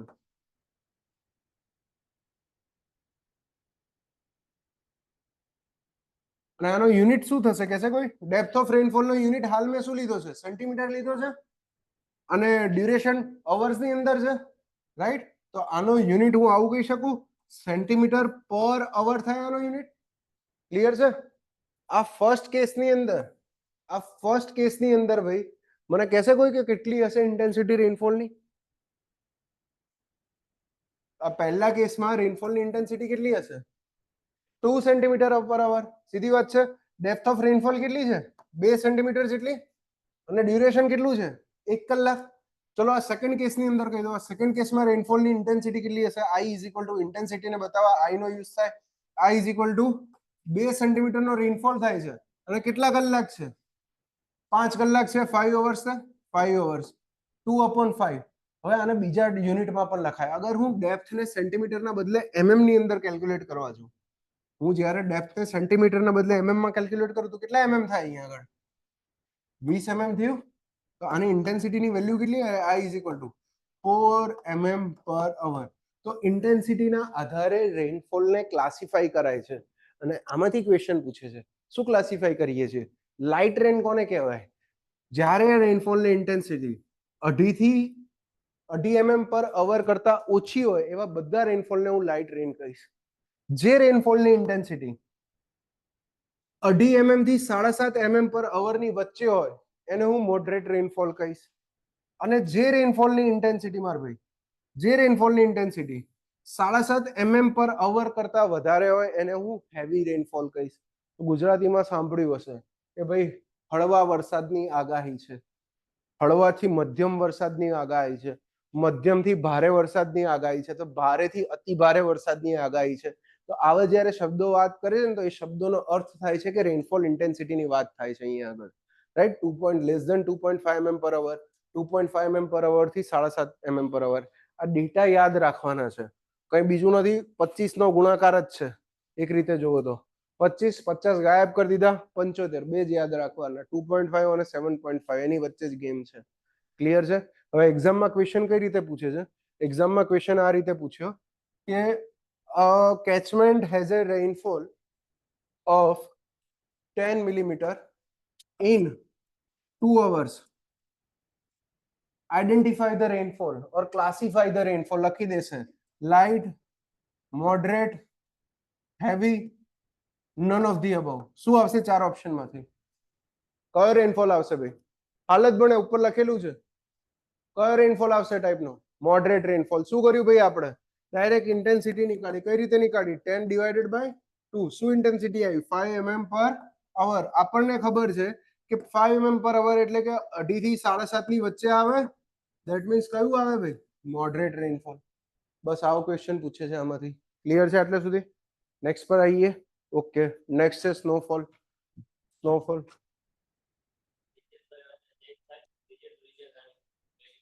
ઇન્ટેન્સિટીની value, ઇન્ટેન્સિટીની value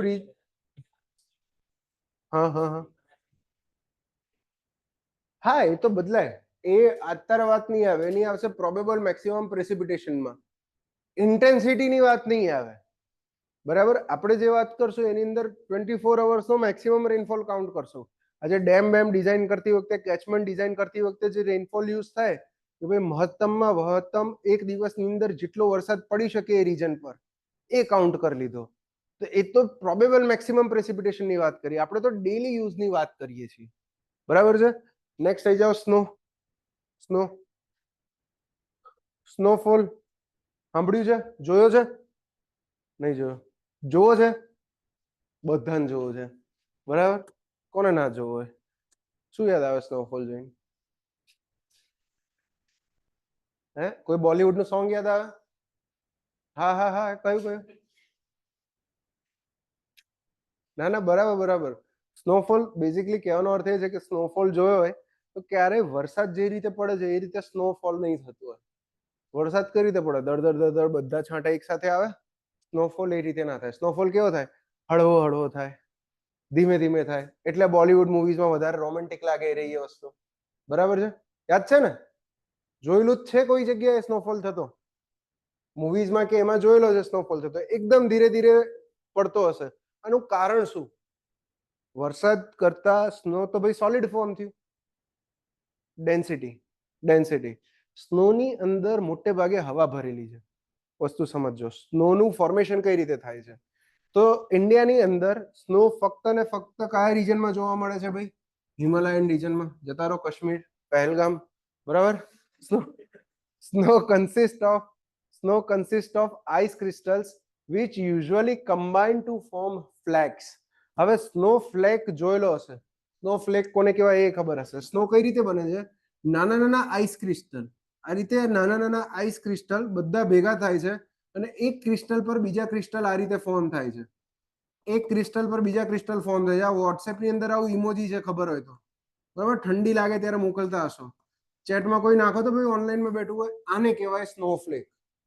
આને કહેવાય સ્નોફ્લેક. હવે આ સ્નોફ્લેકમાં જેટલું બ્લુ કલરનું છે ને એટલો જ ભાઈ બરફ છે, એટલો જ આઈસ પાર્ટ છે, એટલો જ સોલિડ પાર્ટ છે. બાકીનું બધું ખાલી હવા છે. એના કારણે એની ડેન્સિટી ઓછી હોય. તો આમાંથી ક્વેશ્ચન એ આવે છે કે સ્નોની ડેન્સિટી કેટલી હોય? તો યુઝ્યુઅલી સ્નોની ડેન્સિટી 0.6 ગ્રામ પર સેન્ટીમીટર ક્યુબ થી 0.15 ગ્રામ પર સેન્ટીમીટર ક્યુબ હોય. રેન્જ યાદ નહીં રાખો તો ચાલશે. રેન્જની વચ્ચેની કોઈ એક વસ્તુ, જેમ કે સ્નોની ડેન્સિટી, એવરેજ સ્નોની ડેન્સિટી ભાઈ 0.1 ગ્રામ પર સેન્ટીમીટર ક્યુબ જેટલી હોય. વોટરની ડેન્સિટી કેટલી હોય આ જ યુનિટમાં કહેશે કોઈ? આમાં ભાઈ 0.1 ગ્રામ પર સેન્ટીમીટર ક્યુબ જેટલી કીધી. વોટરની કેટલી હોય? 1 ગ્રામ પર સેન્ટીમીટર ક્યુબ જેટલી. તો હું એવું કહી શકું કે સ્નોની ડેન્સિટી વોટરની ડેન્સિટી કરતા 10% જેટલી છે, 10% જેટલી છે. બસ આ જ ક્વેશ્ચન પૂછે છે કે સ્નોની ડેન્સિટી કેટલી હોય? 10% density of water droplet, right? અથવા તો ડાયરેક્ટ ડેન્સિટી 0.1 ગ્રામ પર સેન્ટીમીટર ક્યુબ, રાઈટ? હવે નેક્સ્ટ વાત કરો ડ્રીઝલની. ડ્રીઝલ આપણે જેને ઝરમર વરસાદ કીધો, એ ઝરમર વરસાદને ટેકનિકલ ટર્મમાં કહેવાય ડ્રીઝલ, રાઈટ? અને ડ્રીઝલની કન્ડિશન શું હતી? આગળ જ કીધું કે જ્યારે વોટર ડ્રોપલેટની સાઇઝ કેવી હોય ભાઈ? 0.5 mm કરતા ઓછી હોય. અને ઇન્ટેન્સિટી, રેનફોલની ઇન્ટેન્સિટી પણ જ્યારે આ 0.5 mm કરતા ઓછી હોય ને સાઇઝ, ત્યારે આપોઆપ ઇન્ટેન્સિટી 1 mm પર અવર કરતા પણ ઓછી હોય.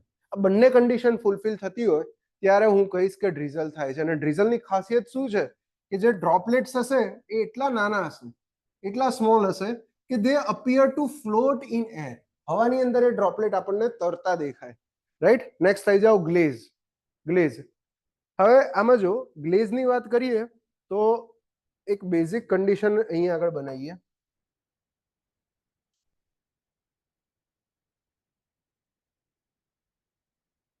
ફોર એક્ઝામ્પલ અહીંયા આગળ મારું ગ્રાઉન્ડ છે, આ ગ્રાઉન્ડ છે, રાઈટ? અને ટેમ્પરેચર લખું છું અહીંયા આગળ.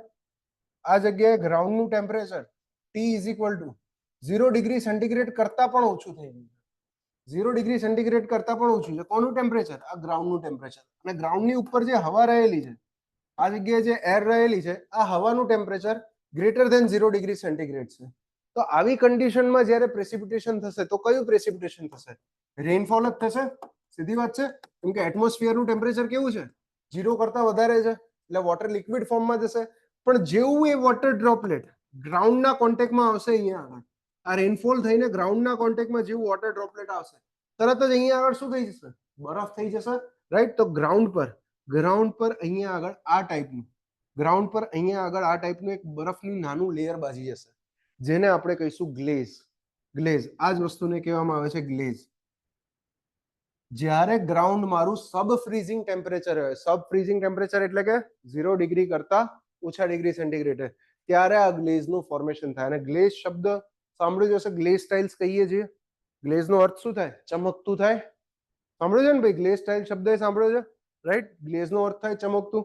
તો બસ ગ્રાઉન્ડ મને એવું રિફ્લેક્ટિવ દેખાવા લાગે, અહીંયા બરફનું નાનું પડ બાજી જાય તો એને ગ્લેઝ કહેવામાં આવે. અને આપણા ત્યાં ગ્લેઝ વેઝ કન્ડિશન નથી થતી, ઓછી થાય છે. હિમાલયન રિજનની અંદર ઘણી વખત તમે જોયું હોય તો રોડ પર ગાડીઓ ચાલવાનો ટ્રાય કરતી હોય પણ ગાડીઓ સ્લીપ થઈ જતી હોય. જોયું છે એ વસ્તુ? વિડીયોઝ આવતા હશે. અથવા તો ઘણી વખત પેલા ભૂરિયાઓના વિડીયો જોયા હોય કે ભાઈ એ લોકોના બેકયાર્ડમાં બહાર નીકળવા જતા હોય, લપસી પડે, તરત જ લપસી પડે બેકયાર્ડમાંથી. કેના કારણે? ગ્લેઝના કારણે. કેમ કે વરસાદ પડ્યો હોય, ગ્રાઉન્ડ એટલું બધું ઠંડુ હોય, વરસાદ પડ્યો કે ત્યાં જ બરફ જામી ગયો એ જ જગ્યાએ. તો when rain or drizzle comes into contact with cold ground at around 0 degree centigrade, ground 0 degree centigrade છે, તરત જ વોટર ડ્રોપલેટ શું થઈ જાય છે? ફ્રીઝ થઈ જાય છે અને એક આઈસનું કોટિંગ ડેવલપ કરે છે કે જેને આપણે કહીએ છીએ ગ્લેઝ, અથવા તો એનું બીજું નામ છે ભાઈ ફ્રીઝિંગ રેન. થાય તો રેન જ છે, વરસાદ જ પડે છે, પણ વરસાદ પડ્યા પછી તરત કેવો થઈ જાય છે? ફ્રીઝ થઈ જાય છે, એટલે એને ફ્રીઝિંગ રેન કહીએ છીએ. નેક્સ્ટ છે ભાઈ સ્લીટ. સ્લીટ, સ્લીટ શું કે છે? સ્લીટ એક ખાસ કન્ડિશન એવી છે કે આ ગ્લેઝ જેવી જ વાત કરો કે ગ્રાઉન્ડ 0 ડિગ્રી બરાબર છે, અને ગ્લેઝ કીધું કે ગ્રાઉન્ડ પર 0 ડિગ્રી સેન્ટીગ્રેડ ટેમ્પરેચર હતું. પણ અહીંયા આગળ જે એટમોસ્ફિયરમાં મેં વાત કરી ને કે આખા એટમોસ્ફિયરનું 0 ડિગ્રી જેટલું ટેમ્પરેચર હતું, ના, એવું નથી હોતું. આ કેસની અંદર એટમોસ્ફિયરની અંદર એક ડિવાઇડ જોવા મળે છે કે એટમોસ્ફિયરનો જે ઉપરનો પોર્શન છે, આનાથી ઉપરનો પોર્શન, આટલા ભાગનું temperature greater than 0 degree centigrade છે અને નીચેના પોર્શનનું temperature less than 0 degree centigrade છે. આવા વખતે શું થશે? અહીંથી પ્રેસિપિટેશન તરીકે તો રેનફોલ જ થશે, 0 ડિગ્રી સેન્ટીગ્રેડ કરતા વધારે છે એટલે. પણ આ રેન જેવું આ એટમોસ્ફિયરમાં આવ્યું, તરત જ રેન ડ્રોપ કેવા થવા લાગશે? બરફ બનવા લાગશે, ફ્રીઝ થવા લાગશે. તો આને ફ્રોઝન રેન ડ્રોપ પણ કહેવામાં આવે ભાઈ. ફ્રોઝન રેન ડ્રોપ, આ જ વસ્તુને કહીએ છીએ સ્લીટ. સ્લીટ, તો જો આમાં લખ્યું છે સ્લીટ એટલે frozen raindrop of transparent grain. Transparent grain એટલે કે જે બરફ હશે, બરફ કેવો દેખાશે? એકદમ ટ્રાન્સપરન્ટ દેખાશે, એકદમ ટ્રાન્સપરન્ટ જોવા મળશે, રાઈટ. નેક્સ્ટ જોઈ લો એક વખત. which forms when rain falls through air at sub freezing temperature. જ્યારે હવાનું ટેમ્પરેચર સબ ફ્રીઝિંગ થઈ જાય અને એવી જગ્યાએથી વરસાદ પડે ત્યારે આ સ્લીટ જોવા મળે. લાસ્ટ છે હેલ. આ હેલ પણ સાંભળ્યું છે બધાએ, ગુજરાતીમાં આપણે આને કહીએ ભાઈ કરા. બરાબર, કરા કેવા હોય ભાઈ? જોયા છે ક્યારે કરા હાથમાં લઈને? કલર કેવો હોય? એનો શેપ કોઈ ફિક્સ હોય કરાનો? કોઈ શેપ ફિક્સ ના હોય, ઇરેગ્યુલર શેપ હોય કરાનો. બીજું કે એનો કલર કેવો હોય? ટ્રાન્સપરન્ટ હોય કલર? ટ્રાન્સપરન્ટ નહીં, કેવો હોય? દૂધિયા કલર જેવો હોય, બરાબર છે, ઓપેક કલર હોય, તો એને જ કરા કહેવામાં આવે. જો કે છે શાવરી પ્રેસિપિટેશન, વરસાદ પણ થાય, કરા હંમેશા વરસાદ જોડે જોવા મળે, રેનફોલ પણ થતો હશે અને હેલ પણ જોવા મળશે. Showery precipitation in the form of irregular pellets. Pellets એટલે કે ઘન પદાર્થનો નાનકડો પાર્ટ, અને એનો શેપ કેવો છે? ઇરેગ્યુલર છે. Or lumps of ice of size more than 8 mm. 8 mm કરતા એની સાઇઝ વધારે હોય. ઘણી જગ્યાએ 6 mm પણ લખ્યું હોય, બંને વેલિડ છે, કોઈ ઇશ્યુ નથી, રાઈટ. અને હેલ ક્યારે અકર થાય? આવા કરા ક્યારે પડે? જ્યારે વાયોલન્ટ થંડરસ્ટોર્મ હોય ત્યારે, બરાબર, એટમોસ્ફિયરની અંદર કન્ડિશન બહુ ખરાબ થઈ ગઈ હોય, વર્ટિકલ કરન્ટ્સ બહુ હેવી હોય, ત્યારે ભાઈ હેલ જોવા મળે. તો ટોટલ જે 6 ફોર્મ્સ ઓફ પ્રેસિપિટેશન જોયા એ બધાની ખાસિયત ખબર પડી ગઈ, યાદ રહેવી જોઈએ. ત્યાંથી શરૂઆત કરી હતી રેનફોલ થી, એના પછી સ્નોફોલ, પછી ડ્રીઝલ, પછી ગ્લેઝ, સ્લીટ અને લાસ્ટ હેલ. બધાની કેરેક્ટરિસ્ટિક્સ ખબર પડી ગઈ, રાઈટ. નેક્સ્ટ આવીએ વેધર સિસ્ટમ્સ ઓફ પ્રેસિપિટેશન.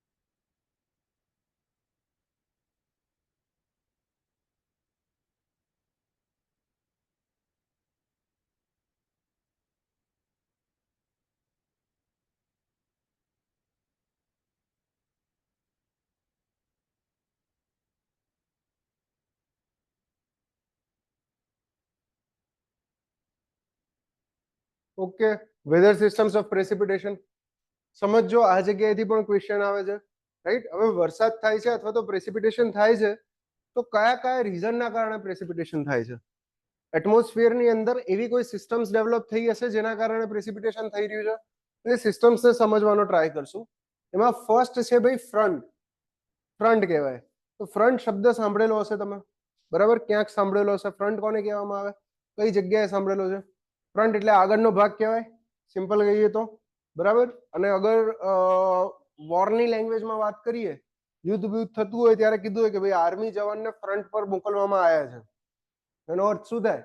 કે જવાનને એવી જગ્યાએ મોકલવામાં આવે છે કે જ્યાં સામેથી બીજું કોઈક રેઝિસ્ટન્સ છે, બીજું કોઈક રેઝિસ્ટન્સ છે. તો ફ્રન્ટનો અર્થ આ જગ્યાએ એવો કાઢવાનો કે બે અલગ અલગ ટાઈપના એર માસ એકબીજાની સામે આવીને ઉભા રહી ગયા છે. જે રીતે ઇન્ડિયન આર્મી અને પાકિસ્તાની આર્મી બે એકબીજાની સામે આવીને ઉભી રહી જાય, એ જે કન્ડિશન છે એ જ ટાઈપની કન્ડિશન મોટા મોટા એર માસની થાય છે. હવે એર માસ એટલે કે એર માસની વાત કરું તો એક મોટો 100, 200, 500 નહીં, 1000 કિલોમીટરનો એરિયા લઈ લો. એ 1000 કિલોમીટરના એરિયા ઉપર જે હવા છે એને હું એર માસ કહીશ. તો એની બાજુનો જે 1000 કિલોમીટરનો એરિયા છે એની ઉપર જે હવા છે એને બીજું એર માસ કહીશ. જ્યારે બે અલગ અલગ ટાઈપના એર માસ એકબીજાની સામસામે આવીને ઉભા રહી જાય ત્યારે ભાઈ ફ્રન્ટનું ફોર્મેશન થયું છે એવું કહેવાય. જો અહીંયા આગળ લેન્ડ બનાવી દીધી મેં, આ જમીન છે, આ જમીનની ઉપર જે હવા છે એને ક્લાસિફાઈ કરવાની વાત કરું છું. આ લેફ્ટ સાઈડ જે હવા છે, લેફ્ટ સાઈડ ઠંડી હતી કે ગરમ હતી? ઠંડી હતી, ઓકે. તો લેફ્ટ પોર્શનમાં આ લેફ્ટ સાઈડ જે હવા છે આ રહી એ કોલ્ડ એર છે, અને રાઈટ સાઈડ જે એર છે, જમણી બાજુ જે હવા છે આ રહી એર કેવી છે ભાઈ? હોટ એર છે, રિલેટિવલી. હવે રિલેટિવ શબ્દ વાપરું છું. હોટ એર એટલે એવું ના હોય કે આમાં દાઝી જવાય, ના. આનું ટેમ્પરેચર અગર માની લો કે 20 ડિગ્રી સેન્ટીગ્રેડ હશે તો આનું ટેમ્પરેચર વધીને 35 ડિગ્રી સેન્ટીગ્રેડ હશે. રિલેટિવ ડિફરન્સ છે. જ્યારે આવી કન્ડિશન ડેવલપ થાય છે ત્યારે એક ખાસિયત એવી છે કે આ બંનેમાંથી ભેજ કોની પાસે વધારે હશે?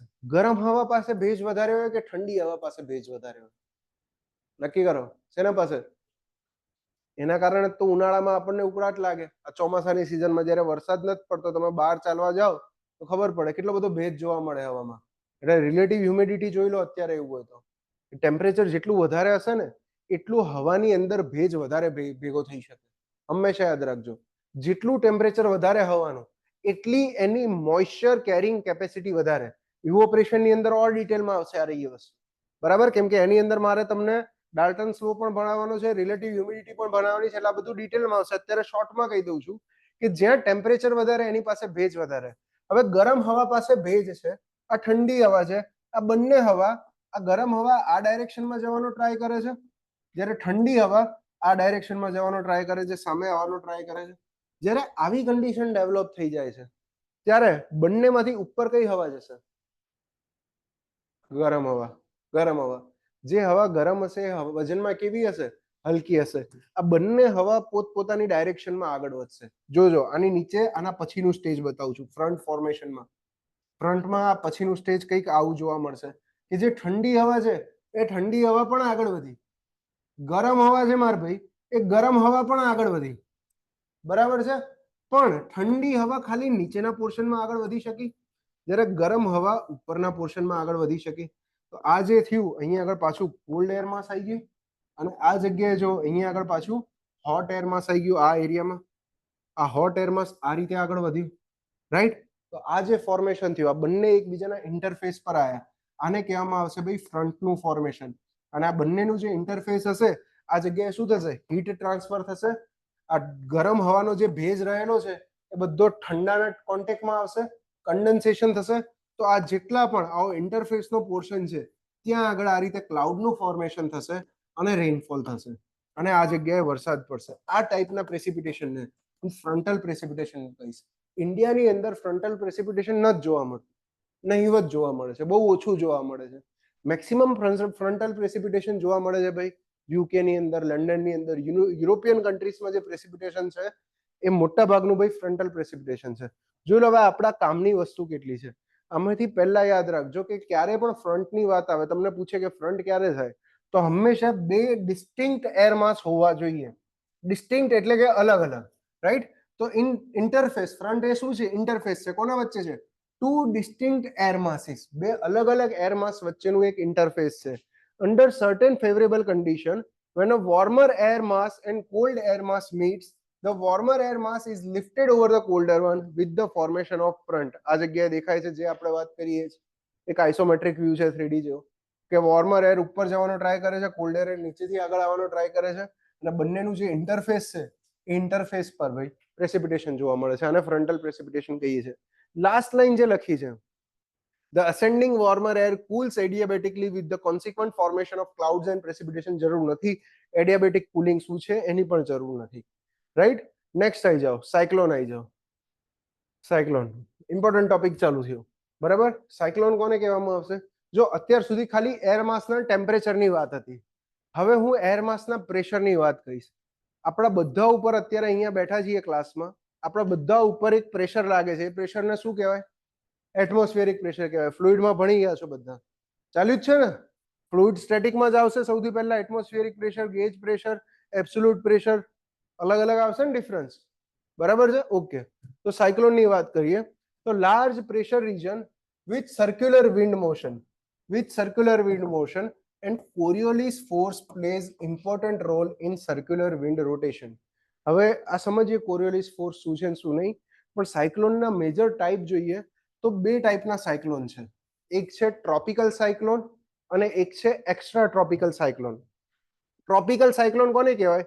જે સાયક્લોન ટ્રોપિકલ રીજનની અંદર ફોર્મ થાય એ સાયક્લોનને ટ્રોપિકલ સાયક્લોન કહેવાય. માની લો કે આ પૃથ્વીનો ગોળો છે, બરાબર? પૃથ્વીના ગોળામાં વચ્ચેથી સેન્ટરથી શું પસાર થાય ભાઈ? વિષુવવૃત્ત ઉપરથી, કર્કવૃત્ત નીચેથી, મકરવૃત્ત. કેટલી ડિગ્રી હોય આ બંનેની? 0 ડિગ્રી અહીંયા લખો. આની ઉપર કેટલા ડિગ્રી હોય? કેટલા? અને નીચે સેમ જ હોય સાહેબ, કહીએ સાઉથ ને નોર્થ. કોઈને ખબર છે કે આ કેમ 23.5 જ કર્કવૃત રાખ્યું છે અને 23.5 સાઉથે જ મકરવૃત રાખ્યું છે? ક્યારે ડિવિઝન થયું તો કેમ, રીઝન શું છે આનું? કંઈક તો રીઝન હોવું જોઈએ. બતાવ થોડું થોડું વિચારો. ખબર હશે, ક્યાંક ક્યાંક ખબર હશે. બોલો આમ ના શરમાઓ. હજી તો ઇન્ટરવ્યુ આપવાનું છે, પ્રિલિમ્સ પાસ કરીને નોકરી નહીં મળી જવાની. બરાબર છે, એટલે બોલતા તો શીખવું જ પડશે, નહીં આવડતું હોય તો. કેમ ભાઈ આ 23.5 જ છે? પવનના ડિફરન્સ આવે. ઓકે, બીજું કઈ? Season, reason four season. Season ખબર ને, ઋતુઓ બદલાય છે. કેમ બદલાય છે ઋતુઓ? રીઝન્સ ફોર સીઝન, એક મેજર કારણ છે ઋતુઓ ચેન્જ થવાનું. ઉત્તર ગોળાર્ધમાં એ પણ જોવું ખબર હશે કે ભાઈ ઇન્ડિયામાં જ્યારે સમર ચાલતું હશે ત્યારે ઓસ્ટ્રેલિયાની અંદર વિન્ટર ચાલતું હશે. અત્યારે ઓસ્ટ્રેલિયામાં પીક વિન્ટર છે, બરાબર? ઊંધું થઈ જશે. ડિસેમ્બરમાં જ્યારે આપણે પીક વિન્ટર આવશે ત્યારે ઓસ્ટ્રેલિયામાં પીક સમર થશે. વચ્ચે જોયું તો ડિસેમ્બરની અંદર ઓસ્ટ્રેલિયામાં દાવાનળે નીકળ્યો તો પેલો ફોરેસ્ટ ફાયર બહુ બધી થઈ હતી, કુવાલાય મરી ગયા હતા, કાંગારૂનો વારો આવી ગયો હતો. ઠીક છે, શું રીઝન શું છે? યસ, ઓકે, ઓનલાઈનમાંથી એક જવાબ આવ્યો, વેરી ગુડ. 23.5 ડિગ્રી ઇન્ક્લાઇન છે અર્થ. પૃથ્વી 23.5 ડિગ્રી ઇન્ક્લાઇન છે, સીધી નથી, ત્રાંસી છે. મતલબ અર્થનું જે રોટેશન છે, અર્થ જે રોટેટ કરે છે, ફોર એક્ઝામ્પલ અહીંયા આગળ અર્થ બતાવી તો અર્થ પોતે આમ ગોળ સીધી રોટેટ નથી કરતી, એ 23.5 ડિગ્રી. પણ આ 23.5 ડિગ્રી કયા પ્લેનને? સનના પ્લેનને ઇન્ક્લાઇન થઈને અર્થ રોટેટ કરે છે. જો જ્યોગ્રાફીનું થોડું ઘણું આવી ગયું તમારું, જ્યોગ્રાફીમાં આ બધું ભણવાનું છે. આ રીતે ઇન્ક્લાઇન થઈને રોટેટ કરે છે. સામે અહીંયા આગળ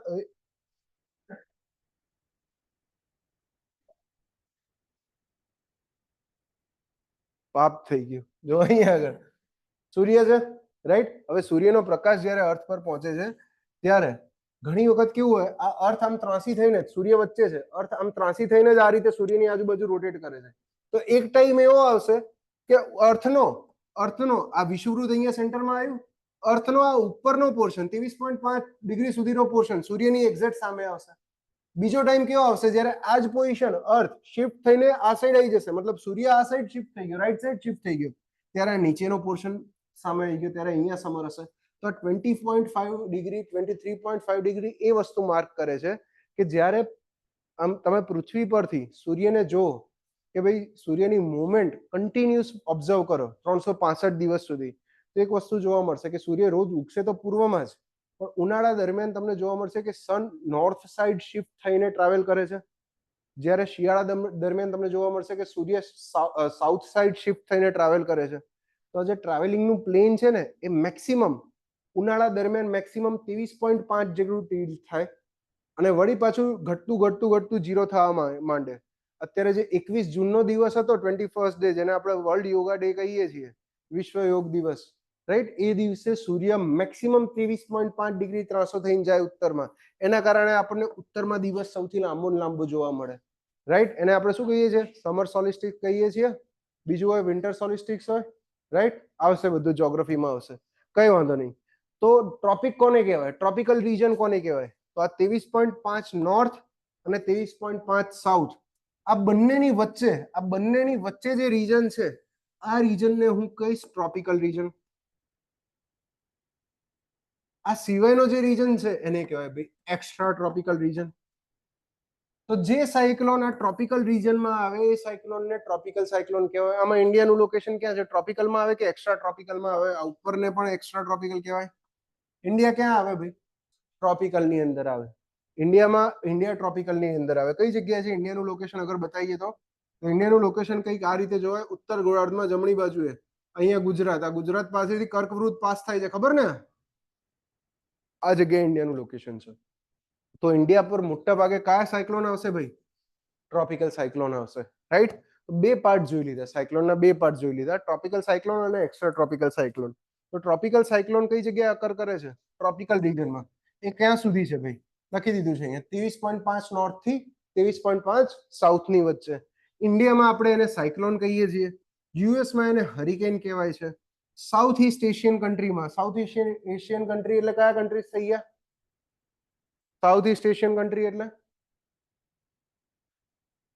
શ્રીલંકા તો સાઉથ એશિયન કન્ટ્રી જ કહેવાય. South east Asian country. Japan ના કહેવાય south East Asia, Japan East Asia કહેવાય. નીચે, યસ, ઇન્ડોનેશિયા, ફિલિપિન્સ, જાવા, સુમત્રા, બાલી, સાંભળ્યું છે ને? કઈ નહીં તો બેંકોક ને થાઈલેન્ડ તો ખબર છે ને? ખબર છે ને? હા, બસ એને સાઉથ ઇસ્ટ એશિયન કન્ટ્રીઝ કહેવાય, રાઈટ? Yes, Myanmar. તો ત્યાં આગળ એને ટાઇફૂન કહેવામાં આવે છે. અને મોટે ભાગે રેનફોલ કેવો હોય? સાયક્લોન જ્યારે પણ સાયક્લોન આવે ત્યારે મોટે ભાગે રેનફોલ, હેવી રેનફોલ જ હોય. 7.5 mm પર અવર કરતા વધારે જોઈએ. હવે સાયક્લોનિક કન્ડિશન કઈ રીતે ડેવલપ થાય છે એ જોઈએ. અહીંયા આગળ લખ્યું હતું કે large pressure region with circular wind motion.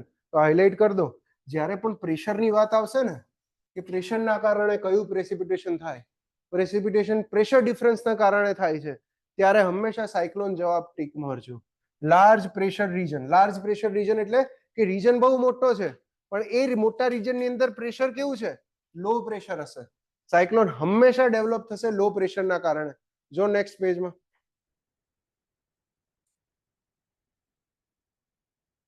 શું લખ્યું છે? ઇન્ટેન્સલી સ્ટ્રોંગ ડિપ્રેશન એટ સેન્ટર. સાયક્લોનના સેન્ટરની અંદર ડિપ્રેશન હશે. ડિપ્રેશન એટલે કે ઓછું પ્રેશર હશે, રાઈટ? કેટલી વેલ્યુ લખી છે પ્રેશરની? MSL પ્રેશર, મીન સી લેવલનું પ્રેશર એવા વખતે 915 મિલીબાર જેટલું હોય. બાકી એકચ્યુઅલ એટમોસ્ફિયરિક પ્રેશર કેટલું હોય ભાઈ? મિલીબારમાં કહો તો. એટમોસ્ફિયરિક પ્રેશર કેટલું હોય? ભણ્યા છો લે ફ્લુઇડમાં? 1000 મિલીબાર જ હોય. 1 એટમોસ્ફિયરિક પ્રેશર, 1 ATM તો ખબર ને? સરફેસ પર 1 ATM હોય અને 1 ATM બરાબર 1000 મિલીબાર જેટલું થાય. અહીંયા આગળ કેટલા મિલીબાર થઈ જાય છે? 915 મિલીબાર. તો આ 100 મિલીબાર જેટલો ડિફરન્સ આવ્યો તો શું થયું? એ જગ્યાએ લો પ્રેશર ડેવલપ થયું, અને આ લો પ્રેશરના કારણે ભાઈ, લો પ્રેશરના કારણે સાયક્લોન ડેવલપ થશે. હવે સાયક્લોન કઈ રીતે ડેવલપ થશે એના માટે જરૂરી છે સમજવું કોરિયોલિસ ફોર્સ. બરાબર છે? અહીંયા આગળ એક બેઝિક વસ્તુ પહેલા એ કહી દઉં કે આપણે વાત કરી લો પ્રેશરના કારણે સાયક્લોન ડેવલપ થયું. મતલબ અહીંયા આગળ વચ્ચેનું એવું કોઈ રીજન લઈ લો કે આટલા એરિયામાં લો પ્રેશર છે. આગળ કીધું હતું 915 મિલીબાર જેટલું છે, પણ આના આજુબાજુના એરિયામાં તો એકચ્યુઅલ પ્રેશર હશે ને? આ બધા તો રેગ્યુલર પ્રેશર વાળા રીજન હશે, અથવા તો હાઈ પ્રેશર વાળા રીજન હશે, આ બધા રીજન. તો હવે એક નિયમ છે ફ્લુઇડનો, ભણ્યા છો ફ્લુઇડ? ફ્લુઇડ ડાયનેમિક્સમાં કે ફ્લુઇડ કાઇનેમેટિક્સમાં શું ભણ્યા છો? કે ફ્લુઇડ હંમેશા કયા પ્રેશરથી કયા પ્રેશર તરફ મૂવ કરે? હાઈ થી લો તરફ જ જાય, રાઈટ? તો આજુબાજુ આ હવા પણ એક ફ્લુઇડ જેમ જ વર્ક કરે છે. આ બધા હાઈ પ્રેશરના રીજન છે. હવા શું ટ્રાય કરશે? હવા પોતે ટ્રાય કરશે કે આ બધા આજુબાજુના સરાઉન્ડિંગ એરિયામાંથી અહીંયા આગળ વચ્ચે ટ્રાવેલ કરે, અહીંયા આગળ વચ્ચે ટ્રાવેલ કરે. પણ સાયક્લોનમાં તો ભાઈ આવી વસ્તુ નથી. સાયક્લોનના ફોટા તો તમે જોયા છે, ટીવીમાં ઘણી બધી વખત આવ્યા છે. આપણે વાવાઝોડું કહીએ ગુજરાતમાં એને, બરાબર? તાઉતે વાવાઝોડું આવ્યું હતું કે નહીં? થોડાક ટાઈમ પછી તમે બધા પોતપોતાના ઘેર એક વાવાઝોડું લાવશો, બરાબર છે? અહીંયા આગળ જો, અને જરૂરી છે ભાઈ. હું હમણાં જસ્ટ 4-5 મહિના જ થયા મારે, બરાબર છે? આ જૂન ચાલે છે ને, કઈ તારીખ થઈ આજે? ના, જુલાઈ. હા, તો બસ 5 મહિના થશે હમણાં જુલાઈમાં. જો તો કોરિયોલિસ ફોર્સ સમજીએ કે સાયક્લોન હંમેશા આપણે આ રીતે ગૂંચળા જેવું જોયું છે. ગૂંચળા જેવું જોયું છે. અગર હાઈ પ્રેશરમાંથી હવા લો પ્રેશરમાં સેન્ટર તરફ જ આવતી હોય તો ગૂંચળું થવાનું રીઝન શું? તો એના પાછળનું રીઝન છે કોરિયોલિસ ફોર્સ. હવે કોરિયોલિસ ફોર્સ એક એવા ટાઈપનો ફોર્સ છે કે જેને હું કહી દઉં કે આભાસી બળ છે. સિમ્પલ શબ્દોમાં કહી દઉં તો, બરાબર? આભાસી બળને અંગ્રેજીમાં શું કહેવાય ભાઈ? એપેરન્ટ ફોર્સ. રિયલ ફોર્સ હોય અને એપેરન્ટ ફોર્સ હોય, રાઈટ? અપેરન્ટ ફોર્સ કોને કહેવાય? માની લો કે આ બેઠો છે મિત અહીંયા આગળ, હું રિયલ ફોર્સ કોને કહેવાય? હું એને મસ્ત ચમચમાઈને ગાલ પર આપું, એને ગાલ પર જે ફીલ થયું એ રિયલ ફોર્સ છે, અને ગાલ મૂવ થઈ ગયો. પણ હું આપ્યા પહેલા ખાલી આમ કરીને આમ એક્શન કરું અને એ જ વખતે એનો ગાલ આમ મૂવ થઈ ગયો. શું થયું? આ હજી બળ લાગ્યું નથી, અસર વર્તાઈ છે એની, બરાબર છે? That is apparent force. હવે અપેરન્ટ ફોર્સ અર્થ પર કઈ રીતે કામ કરે છે? અર્થ પર અપેરન્ટ ફોર્સ કામ કરશે. આ પૃથ્વીનો ઉત્તર ગોળાર્ધ બતાવી દીધો, નોર્થ હેમિસ્ફિયર બતાવી દીધો, એવું માની લો કે આ નોર્થ હેમિસ્ફિયર છે અર્થનું, રાઈટ? આ આગળ વિષુવવૃત્ત છે, અહીં આગળ નોર્થ પોલ છે, અને ઇન્ડિયા કંઈક આટલે આ જગ્યાએ ક્યાંક ઇન્ડિયા છે, આ જગ્યાએ ક્યાંક ઇન્ડિયા એક્ઝિસ્ટ કરે છે, માની લો. બીજી એક વસ્તુ કે અર્થની ડાયરેક્શન કહું તો આ સાઈડ ઈસ્ટ ડાયરેક્શન આવશે અને આ સાઈડ વેસ્ટ ડાયરેક્શન આવશે. હવે પૃથ્વી કઈ દિશામાં ધરીભ્રમણ કરે છે ઈસ્ટ ટુ વેસ્ટ અર્થનું રોટેશન થાય છે કે વેસ્ટ ટુ ઈસ્ટ થાય છે? કહો મને, નક્કી કરીને કહો. પૃથ્વી ગોળ કેમ ફરે છે? ઈસ્ટ ટુ વેસ્ટ ફરે છે કે વેસ્ટ ટુ ઈસ્ટ ફરે છે? કોઈ એવું તો નહીં કે વિચારવા વાળું કે પૃથ્વી ફરતી જ નથી, કે સૂરજ ઈસ્ટ ટુ વેસ્ટ આવે છે? એવું હોય તો કઈ હાલ જ કહી દેજો. બરાબર છે. એવું કોઈ વિચારવા વાળું હોય કે સૂરજ ઈસ્ટ ટુ વેસ્ટ આવે છે, અર્થ તો એમ જ છે. તો આપણે એને પેલા લઈ જઈએ ગેલેલિયો વાળા સાયન્સમાં, ધોરણ 6 વાળામાં. બરાબર, જો કે ગેલેલિયોની જરૂર નહીં, આર્યભટ્ટે ક્યારનું કહી દીધું હતું. પણ આવું બધા અંગ્રેજ પેદા થઈ ગયા છે તો કઈ વાંધો નહીં, દુનિયા ભોગવી લેશે. અર્થનું રોટેશન હંમેશા હોય છે ભાઈ વેસ્ટ ટુ ઈસ્ટ ડાયરેક્શનમાં. Earth west to east rotate કરે છે આ રીતે. એના કારણે આપણને sun continuously east to west move થતો દેખાય છે, કેમ કે આપણે પૃથ્વી પર છે, રાઈટ. હવે હું એક સિમ્પલ વાત કહું કે તમે ઊભા છો અહીંયા આગળ નોર્થ પોલ પર, આ જગ્યાએ તમારું લોકેશન અહીંયા છે, મસ્ત આમ ચોટલી પકડીને ઊભા છો, રાઈટ. તમારો ભાઈબંધ અહીંયા ઊભો છે વિષુવવૃત્ત પાસે, અને અર્થ જે રોટેટ કરે છે એની સ્પીડ તો ફિક્સ છે, બદલાતી તો નથી ને. અત્યારે એક્સિલેટર દબાવી દીધું, આજે દિવસ નાનો કરી દીધો, કઈ વાંધો નહીં, ના, એની સ્પીડ ફિક્સ છે. અગર એની સ્પીડ જોવા જઈએ તો ગણવી નથી મારે, પણ સ્પીડ માપવા માટે એક બેઝિક વસ્તુ છે કે અહીંયા આગળ આપણે લોંગિટ્યુડ્સ બનાવીએ છીએ, ખબર હોય તો, રાઈટ. લોંગિટ્યુડ્સ છે, દર 15-15 ડિગ્રીના લોંગિટ્યુડ્સ છે, એના આધારે ટાઈમ ઝોન પણ ડિવાઈડ થાય છે. જેમ કે ઇન્ડિયાનો ટાઈમ ઝોન તમે મોબાઈલમાં સેટ કરવા જાઓ તો IMT લખ્યો હશે, અથવા તો GMT + 5:30 લખ્યો હશે, IST લખેલો હશે, ઇન્ડિયન સ્ટાન્ડર્ડ ટાઈમ, જે શું છે GMT + 5:30 લખેલો છે, રાઈટ. બધા જ કન્ટ્રીના ટાઈમ ઝોન અલગ હોય, એની પાછળના રીઝન પણ છે. જોઈએ અત્યારે આના પર ફોકસ કરીએ કે અહીંયા આગળ તમે ઊભા છો, હાલ આ મોમેન્ટે તમારા હાથમાં મસ્ત લાલ કલરનો દડો છે, તમને ઈચ્છા થઈ કે તમારો ભાઈબંધ વિષુવવૃત્ત પર ઊભો છે, અને તમે એક્ઝેક્ટ આ જ મોમેન્ટે t = 0 આ દડો છૂટો હાથમાંથી ફેંકો છો. તમે દડો ફેંકી દીધો ઉપર, ક્યાં આવવા માટે? સીધે સીધો અહીંયા આવવા માટે, રાઈટ. પણ દડો ફેંક્યો તો શું પૃથ્વી મૂવ થતી બંધ થઈ ગઈ? ના, પૃથ્વી તો ગોળ ફરે જ છે ને, પણ દડો પૃથ્વીથી દૂર જતો રહ્યો, રાઈટ. એના કારણે શું થયું? દડો પોતે ફ્રીલી ટ્રાવેલ કરે છે, અર્થના ટચમાં નથી, એટમોસ્ફિયરના ટચમાં જ છે. તો જ્યારે દડો ફ્રીલી ટ્રાવેલ કરે છે તો દડો એકચ્યુઅલમાં ફ્રીલી ક્યાં આવવો જોઈએ? આ જ જગ્યાએ આવવો જોઈએ, અને દડો આવે છે આ જગ્યાએ. પણ એટલા ટાઈમ દરમિયાન આ અર્થ પોતે મૂવ થઈ ગઈ હશે, રોટેટ થઈ ગઈ હશે, અને અર્થ રોટેટ થઈ ગઈ હશે એના કારણે તમારો ભાઈબંધ જે પેલા અહીંયા હતો એના બદલે તમારો ભાઈબંધ અહીંયા આવી ગયો.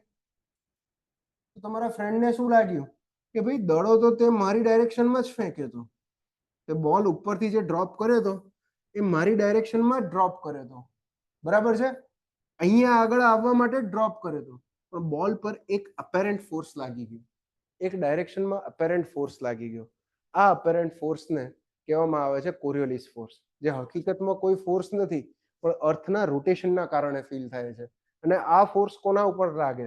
અર્થની જેટલી પણ ફ્રી મૂવિંગ બોડી હોય દરેક પર આ ફોર્સ લાગે છે. મોટા ભાગે હવા જ્યારે લાર્જ એરમાં ટ્રાવેલ કરતું હોય છે તો એના ઉપર કોરિયોલિસ ફોર્સ લાગે છે.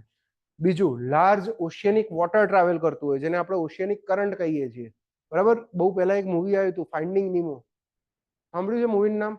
જોયું છે કોઈએ? કાર્ટૂન વાળું પિક્ચર હતું, બરાબર. એમાં નાનકડી માછલી હતી, કલર વાળી માછલી, એની સ્ટોરી હતી. એ મૂવીની અંદર દેખાય છે કે એ માછલી કાચબાન પાછળ બેસીને બહુ લાંબુ ડિસ્ટન્સ છેક ઓસ્ટ્રેલિયા સુધી 1-2 દિવસમાં પહોંચી જાય યુરોપમાંથી. શેના કારણે? ઓશિયનિક કરંટના કારણે. એ જે કરંટ છે એને ઓશિયનિક કરંટ કહેવાય. તો દરિયાની અંદર પણ એવા પ્રવાહો છે કે જેનો માસ બહુ વધારે છે અને બહુ ફાસ્ટ છે, તો એના ઉપર પણ આવા કોરિયોલિસ ફોર્સ લાગે છે. તો આ બેઝિક કોરિયોલિસ ફોર્સની વાત કરી. હવે કોરિયોલિસ ફોર્સ કઈ રીતે લાગે છે એ સમજવાનું છે. તો હંમેશા યાદ રાખજો, નોર્થ હેમિસ્ફિયરની અંદર આ કોરિયોલિસ ફોર્સ રોટેશનના જે મૂવમેન્ટ હશે, જે પણ મૂવમેન્ટ હશે, જેમ કે અહીંયા આગળ મૂવમેન્ટની ડાયરેક્શન કઈ છે? મૂવમેન્ટની ડાયરેક્શન અહીંથી આમ છે, મૂવમેન્ટની ડાયરેક્શન અહીંથી આમ દેખાય છે. આ મૂવમેન્ટની ડાયરેક્શન પર લાગશે કોરિયોલિસ ફોર્સ. બીજું એક લખ્યું છે આ સાઈડ કે આ હાઇલાઇટ કરી દો કે નોર્થ હેમિસ્ફિયરમાં મારું, નોર્થ હેમિસ્ફિયરની અંદર મારું જે પણ સાયક્લોન હશે એ સાયક્લોન કેવું હશે ભાઈ? એન્ટી ક્લોકવાઇઝ ડાયરેક્શનમાં સાયક્લોન હશે. જ્યારે સાઉથ હેમિસ્ફિયરની અંદર એ સાયક્લોન કેવું હશે ભાઈ? ક્લોકવાઇઝ સાયક્લોન હશે, ક્લોકવાઇઝ હશે. યાદ રાખજો, એક્ઝામમાં આ જ ક્વેશ્ચન છે, છેલ્લે એક્ઝામમાં આ જ ક્વેશ્ચન છે. હવે હું એ સમજાવું કે આ સાયક્લોનનું ડાયરેક્શન ફિક્સ કઈ રીતે થયું, સાયક્લોનનું ડાયરેક્શન ફિક્સ કઈ રીતે થયું. તો જ્યારે પણ નોર્થ હેમિસ્ફિયરમાં કોઈ પણ ફ્રીલી મૂવિંગ ઓબ્જેક્ટ છે એ ફ્રીલી મૂવિંગ ઓબ્જેક્ટ ઉપર કોઈ પણ ફ્રીલી મૂવિંગ ઓબ્જેક્ટ છે એ ફ્રીલી મૂવિંગ ઓબ્જેક્ટ પર એક મૂવમેન્ટની રાઈટ ડાયરેક્શનમાં ફોર્સ લાગે છે. મૂવમેન્ટની કઈ ડાયરેક્શનમાં ફોર્સ લાગે છે? રાઈટ ડાયરેક્શનમાં. તો એના કારણે એ જે એર છે એ આ રીતે ડિફ્લેક્ટ થઈ જાય છે. અહીંયા આગળ સેમ જો, અગર મૂવમેન્ટ આ રીતે થઈ છે તો મૂવમેન્ટની રાઈટ ડાયરેક્શનમાં ફોર્સ લાગે છે, જેના કારણે એર આમ ડિફ્લેક્ટ થઈ જાય છે. સેમ વસ્તુ અહીંયા પણ ઓબ્ઝર્વ કરી શકો છો તમે, કે તમે બોલ ફેંકે તો તમારા ભાઈબંધ પાસે, તમને ફીલ કેવું થશે? બોલ ફેંકે તો તમારા ભાઈબંધ પાસે મૂવમેન્ટની રાઈટ ડાયરેક્શનમાં કોઈ આભાસી બળ લાગ્યું, જેના કારણે બોલ અહીંયા આવીને પડે, રાઈટ? પણ હકીકતમાં શું થયું? તમારો ભાઈબંધ આગળ જતો રહ્યો છે. એટલે મૂવમેન્ટની રાઈટ ડાયરેક્શનમાં, નોર્થ હેમિસ્ફિયરમાં મૂવમેન્ટની રાઈટ ડાયરેક્શનમાં, અને નીચે જો સાઉથ હેમિસ્ફિયર બનાવું, માની લો કે અહીંયા નીચે જ મેં સાઉથ હેમિસ્ફિયર બનાવી દીધું. હવે તમે અહીંયા આગળ ઊભા છો, બોલ અહીંયા ફેંકો છો, ભાઈબંધ અહીંયા ઊભો હતો પણ આગળ જ આવતો રહ્યો ને, આ ડાયરેક્શનમાં આગળ આવતો રહ્યો, તો નીચે તમને શું લાગશે કે આ ડાયરેક્શનમાં જે ફોર્સ નાખ્યો, બોલ અહીંયા નાખવાનો હતો, એના બદલે મૂવમેન્ટની લેફ્ટ ડાયરેક્શનમાં ફોર્સ લાગશે. એટલે તો કોરિયોલિસ ફોર્સ લખવું હોય તો લખી દો કોઈ જગ્યાએ. કોરિયોલિસ ફોર્સ નોર્થ હેમિસ્ફિયરમાં મૂવમેન્ટની રાઈટ ડાયરેક્શનમાં લાગે છે.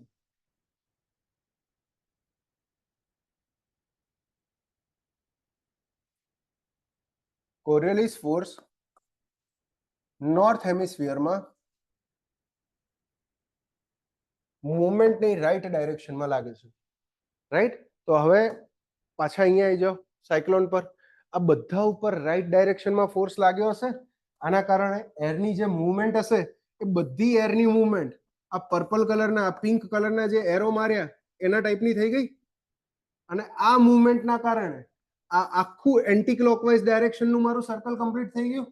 આ જો મૂવમેન્ટ બધી રાઈટ ડાયરેક્શનમાં થઈ, રાઈટ ડાયરેક્શનના કારણે આ સર્કલ ફરે છે, ઘડિયાળના કાંટાની વિરુદ્ધ દિશામાં દેખાય છે. એના કારણે નોર્થ હેમિસ્ફિયરમાં મારું જે સાયક્લોન છે એ તમને આ ડાયરેક્શનમાં જોવા મળશે. સાયક્લોનના છે ને મેં ફોટો મૂક્યા છે, અને સેમ વસ્તુ સાઉથ હેમિસ્ફિયરમાં ઊંધું થઈ જશે. એટલે સાઉથ હેમિસ્ફિયરમાં સાયક્લોન મને ક્લોકવાઇઝ ડાયરેક્શનમાં જોવા મળશે. ઉભારો બતાવી દઉં.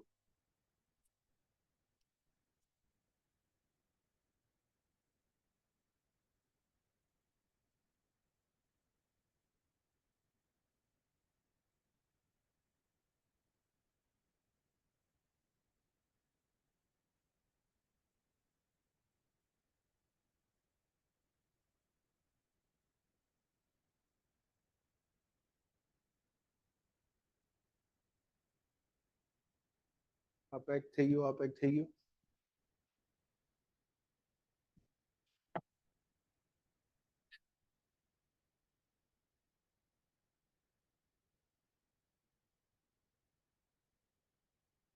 જો આ જો સાયક્લોન ઇન સાઉથ હેમિસ્ફિયર દેખાય છે. મૂવમેન્ટ જો કઈ ડાયરેક્શનમાં છે? ક્લોકવાઇઝ ડાયરેક્શનમાં છે, જોઈ શકાય છે. બહારથી હવા જો બધી ક્લોકવાઇઝ ડાયરેક્શનની અંદર આવવાનો ટ્રાય કરે છે આ રીતે, રાઈટ? જ્યારે આ સેમ વસ્તુ તમે નોર્થ હેમિસ્ફિયર માટે જોશો, સેમ વસ્તુ નોર્થ હેમિસ્ફિયર માટે જોશો તો એ બી દેખાશે.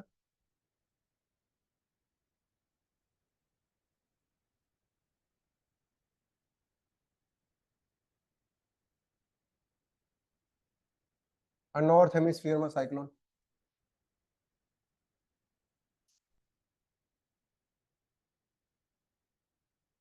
આમાં દેખાય છે. સાયક્લોન જો કઈ ડાયરેક્શનમાં મૂવ કરે છે?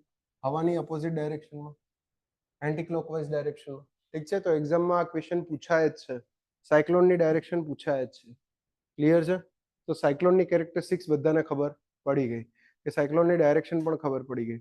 હવે સાયક્લોનની સેન્ટરમાં તો લો પ્રેશર રીજન છે, તો જે જગ્યાએ લો પ્રેશર રીજન હશે ને સાયક્લોનની સેન્ટરમાં, એ જગ્યાએ યુઝ્યુઅલી જો તમને વાદળા નહીં દેખાય, ક્લાઉડ્સ ઓછા દેખાય છે. જોયું તમે? આ એક ઇમેજ છે, આ બીજી ઇમેજ છે. સાયક્લોનના સેન્ટરમાં જો, અહીંયા આગળ આ પોર્શનમાં જો ક્લાઉડ્સ ઓછા દેખાય છે, રાઈટ?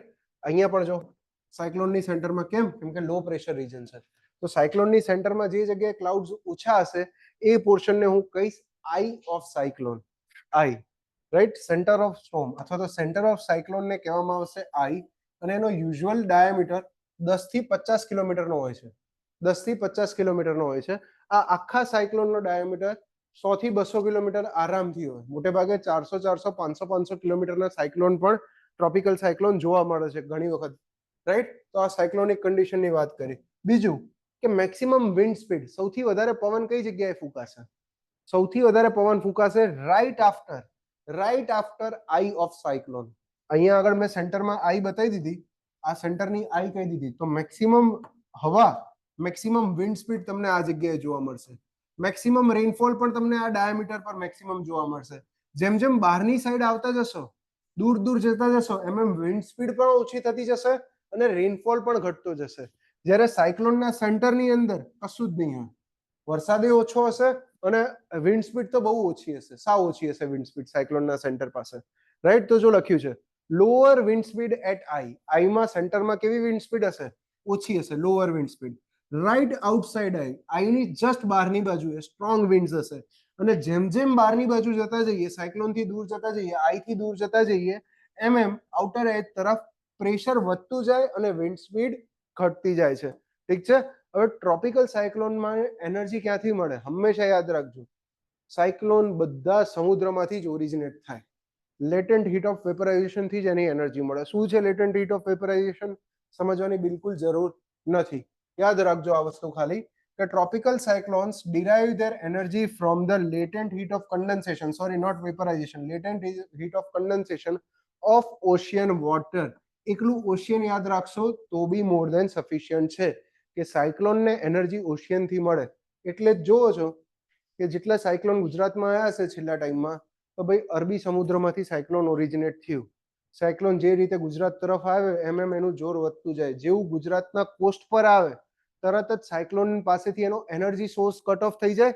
એટલે ભાઈ જેટલી એનર્જી હોય, અગર વધારે એનર્જી છે તો કોસ્ટથી વધારે મેઇનલેન્ડ તરફ ટ્રાવેલ કરશે. અગર ઓછી એનર્જી છે તો કોસ્ટલ એરિયામાં જ ભાઈ ડિસ્ટ્રક્શન કરીને સાયક્લોન ત્યાં જ પૂરું થઈ જશે, રાઈટ. તો જેમ જેમ કોસ્ટથી જેમ જેમ અંદર આવતું જાય, when they move on the land, the source of energy cut off, source of energy cut off થઈ જાય જ્યારે સાયક્લોન લેન્ડને ટચ કરે, લેન્ડ પર આવે ત્યારે, અને cyclone dissipates in energy very fast, ફટાફટ એની એનર્જી ઓછી થઈ જાય. ઠીક છે. તો આ વાત હતી ટ્રોપિકલ સાયક્લોનની, કે જે ટ્રોપિકલ રીજનમાં આવે એ. વાત કરીએ એક્સ્ટ્રા ટ્રોપિકલ સાયક્લોનની. એક્સ્ટ્રા ટ્રોપિકલ સાયક્લોન કઈ જગ્યાએ આવે ભાઈ? આઉટસાઇડ ટ્રોપિકલ ઝોનમાં આવે. હવે એક્સ્ટ્રા ટ્રોપિકલ સાયક્લોન ક્યારે એકલા ના હોય? કેમ? કેમ કે એક્સ્ટ્રા ટ્રોપિકલ રીજનમાં મતલબ ટ્રોપિકની ઉપરનો રીજન થઈ ગયો, એ મોટે ભાગે કેવો પ્રદેશ હશે? ઠંડો પ્રદેશ હશે. આ કે ના કેજો? મેક્સિમમ હીટ, મેક્સિમમ ગરમી કઈ જગ્યાએ હશે? અને આગળના પેજમાં ડ્રો કર્યું હતું ને આપણે, યસ, મેક્સિમમ ગરમી, મેક્સિમમ સૂર્યપ્રકાશ, મેક્સિમમ ટેમ્પરેચર કઈ જગ્યાએ હશે? આ સેન્ટર વાળા ટ્રોપિકલ રીજનની અંદર. આ આઉટસાઇડ રીજનની અંદર ઠંડો પ્રદેશ છે, આ બંને ઉપર નીચેનો, રાઈટ. તો અહીંયા આગળ જેટલા પણ સાયક્લોન ઓરિજિનેટ થાય છે એ સાયક્લોનની જોડે જોડે ફ્રન્ટલ કન્ડિશન પણ ભેગી હશે એમાં. ફ્રન્ટલ કન્ડિશન એટલે કઈ જોઈ? જે પહેલી જોઈ ને આપણે, બે ડિસ્ટિંક્ટ એર માસીસ એકબીજાની સામે આવી ગયા, એ ફ્રન્ટલ કન્ડિશન જોઈ. એ ફ્રન્ટલ કન્ડિશન પણ ભેગી હશે મારા ભાઈ. નેક્સ્ટ આવી જાઓ આના પછી. હા, ઓકે.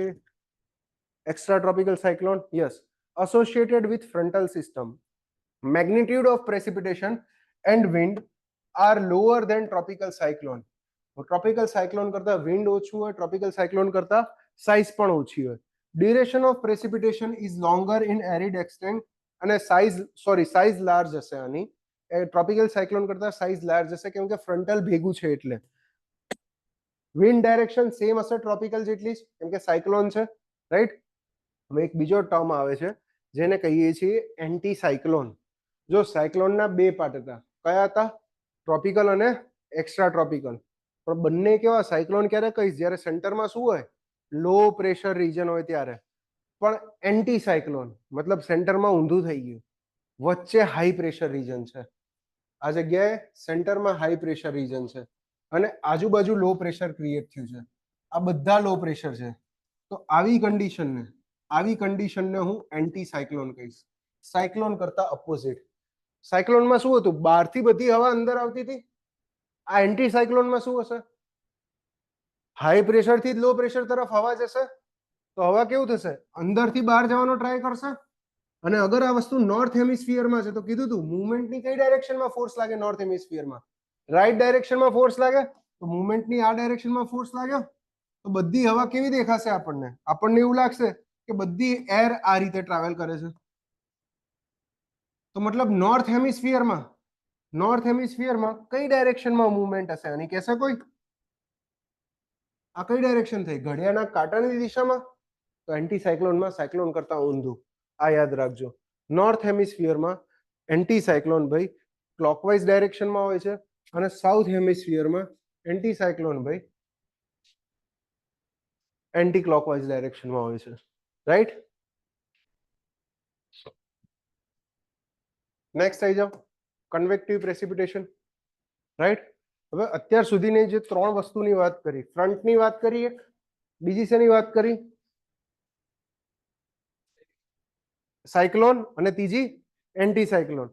આ ત્રણેયના એરિયા કેવા હતા ભાઈ? લાર્જ એરિયા હતા. 200 kilometre, 400 kilometre, 500 kilometre, large aerial એક્સટેન્ટમાં આ બધી કન્ડિશન જોવા મળે. ઘણી વખત નાનકડા એરિયલ એક્સટેન્ટમાં પણ કોઈ કન્ડિશન જોવા મળે, જેના કારણે નાનકડા એરિયામાં પ્રેસિપિટેશન થાય. ઘણી વખત સિટીમાં તમે જોયું હશે કે ભાઈ શહેરના એક વિસ્તારમાં બહુ વરસાદ છે અડધો કલાક સુધી, જ્યારે બીજો વિસ્તાર આખો કોરો છે બાજુનો. બરાબર. આ ટાઈપની કન્ડિશન જ્યારે ડેવલપ થાય એવા પ્રેસિપિટેશનને કહેવામાં આવે મારા ભાઈ કન્વેક્ટિવ પ્રેસિપિટેશન. Convective precipitation. ને કન્વેક્ટિવ પ્રેસિપિટેશનનું કારણ શું છે? હાઇલાઇટ કરજો. a warmer than surrounding air due to localized heating. localized heating એક રીઝન છે. હવે localized heating કોને કહેવામાં આવે સમજાવું એક રીતે.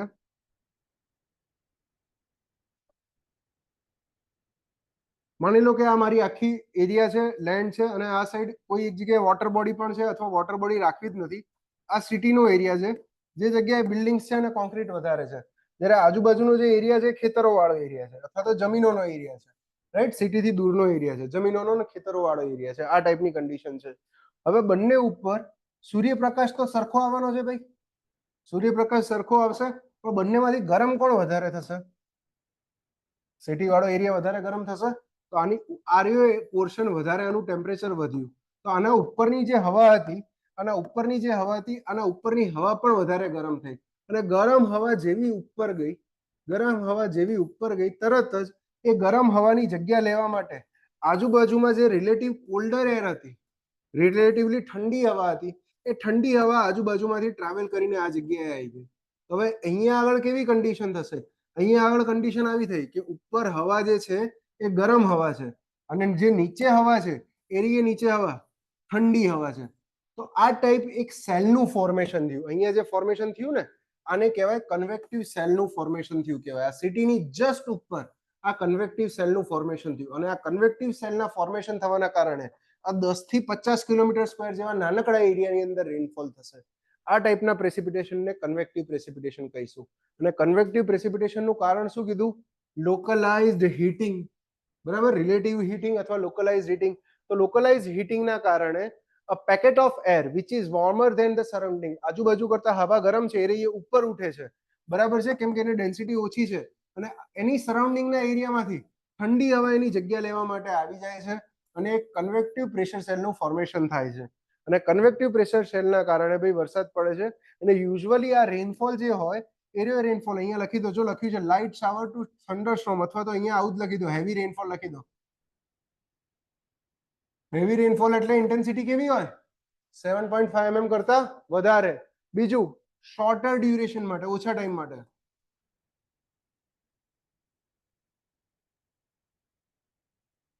ઓછા ટાઈમ માટે. યુઝ્યુઅલી આ 10 કિલોમીટર સ્ક્વેર કરતા નાનકડા એરિયામાં જોવા મળે. યુઝ્યુઅલી આ 10 કિલોમીટર સ્ક્વેર કરતા નાનકડા એરિયામાં જોવા મળે. અગત્યનો પોઈન્ટ શું છે ભાઈ કન્વેક્ટિવ પ્રેસિપિટેશન માટેનો? લોકલાઇઝ હીટિંગના કારણે કન્વેક્ટિવ પ્રેશર સેલ ક્રિએટ થાય છે. રાઈટ. તો અહીંયા આગળ જો એનું ચિત્ર પણ બતાવ્યું છે કે એ જગ્યાએ રેનફોલ જોવા મળે. નેક્સ્ટ આવી જાઓ ઓરોગ્રાફિક પ્રેસિપિટેશન. ઓરોગ્રાફિક પ્રેસિપિટેશન.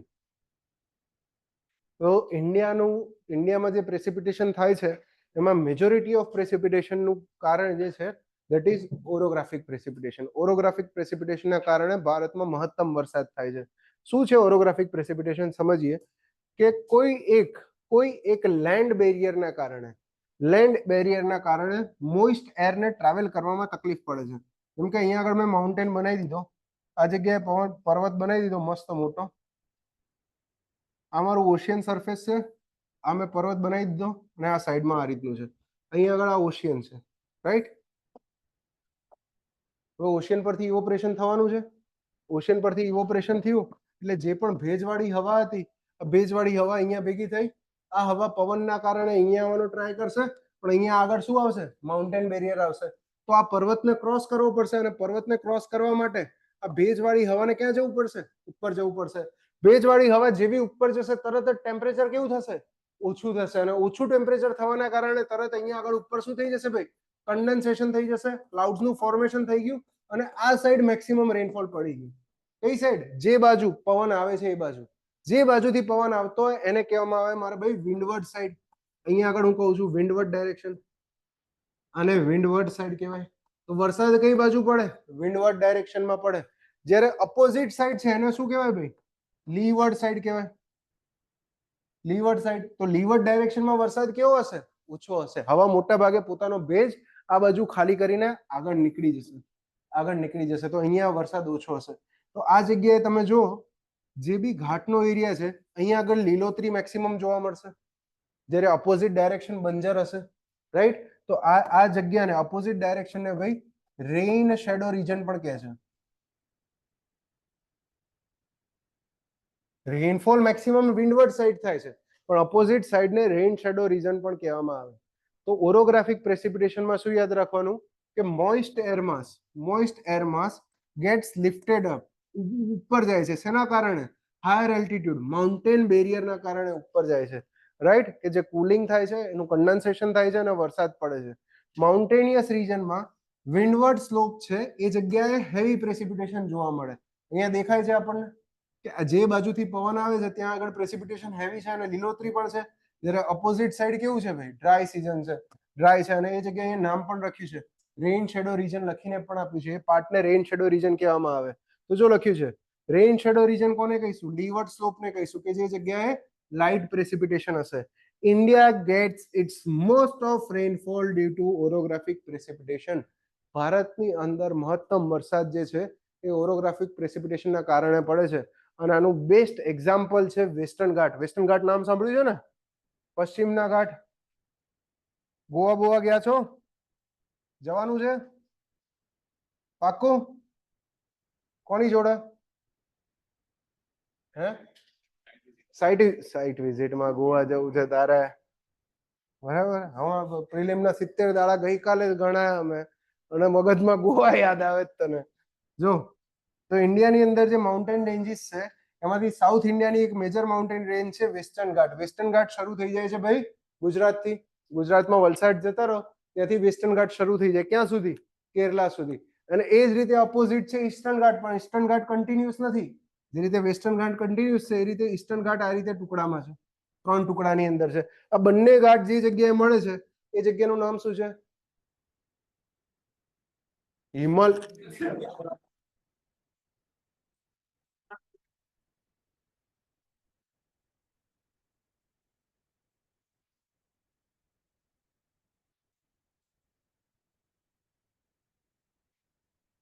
ભૂખ લાગી છે? અચ્છા, ઉપર કઈ બનાવ્યું જ નથી. કઈ વાંધો નહીં. આ બે જગ્યાએ જે ઘાટ મળે છે એનું નામ છે નીલગિરી હિલ્સ. બરાબર, એનું નામ નીલગિરી હિલ્સ છે. હવે ભારતમાં જે પણ વરસાદ આવે છે, ઇન્ડિયાની અંદર કીધું હતું કે જૂનથી રેનફોલ સીઝન ચાલુ થઈ ગઈ. આ વખતે વરસાદ વહેલો હતો થોડો, ઠીક છે. અને કેરલામાં પહેલો વરસાદ આવે. ક્યાંથી આવે ભાઈ? સાઉથ વેસ્ટ મોન્સૂન આવે છે. તો આ સાઉથ ડાયરેક્શન થયું, આ વેસ્ટ ડાયરેક્શન થયું, અને આ ઈસ્ટ ડાયરેક્શન થયું. ઇન્ડિયાની અંદર જેટલું પણ પ્રેસિપિટેશન આવે છે એ સાઉથ વેસ્ટ ડાયરેક્શનમાંથી હવા જ્યારે ફ્લો કરે છે ત્યારે નીચે જેટલો પણ ભેજ રહેલો છે, આ અરબ સાગર પરનો જેટલો પણ ભેજ છે, આ બધો ભેજ લઈને હવા આવે છે. અને પહેલું જ એને માઉન્ટેન બેરિયર અહીંયા આગળ મળે છે. મેક્સિમમ રેનફોલ અહીંયા આગળ જોવા મળે. એટલે મને કે એકલો ના, એના કારણે વેસ્ટર્ન ઘાટના બધા જ પોઈન્ટ જો તમે, બધા જ પોઈન્ટ વેસ્ટર્ન ઘાટના કેવા હશે? એકદમ ગ્રીનરી વાળા હશે, રાઈટ? હવે અપોઝિટ ડાયરેક્શનમાં આવી જાઓ. આ વેસ્ટર્ન ઘાટ જેવો ક્રોસ કરી દેશો તરત તમને અહીંયા આગળ આવા રીજન જોવા મળશે. મહારાષ્ટ્રનો વિદર્ભ રીજન જોઈ લો, બરાબર છે. મરાઠાવાડા વાળો રીજન જોઈ લો મહારાષ્ટ્રનો, કે જે શું છે? રેઇન શેડો રીજનમાં આવે છે. રેઇન શેડો રીજનમાં આવે તો ત્યાં વરસાદ જ નથી પડતો. ભારતની અંદર મેક્સિમમ ફાર્મર સુસાઇડના જેટલા કેસ આવે છે મરાઠાવાડાના વિદર્ભ રીજનમાંથી આવે છે. કેમ કે ઇન્ડિયાના રેઇન શેડો રીજનમાં આવે છે એટલે, ઠીક છે. મેક્સિમમ રેનફોલ આ જગ્યાએ પડી જાય. તો આ વાત હતી ઓરોગ્રાફિક પ્રેસિપિટેશનની. હવે વાત કરીએ કેરેક્ટરિસ્ટિક્સ પ્રેસિપિટેશન ઇન ઇન્ડિયા. જોઈ લેવું છે કે કાલે? આવું પૂછવાનું નહીં. આ પૂછીએ ને એટલે તો બધા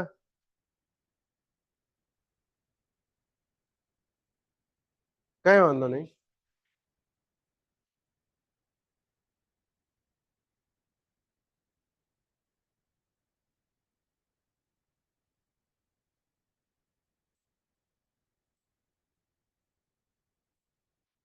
ઓકે, આજે આટલું જ રાખીએ.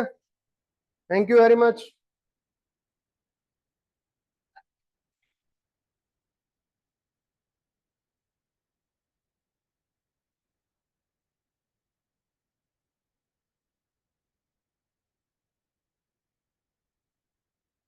જય હિન્દ, જય ભારત.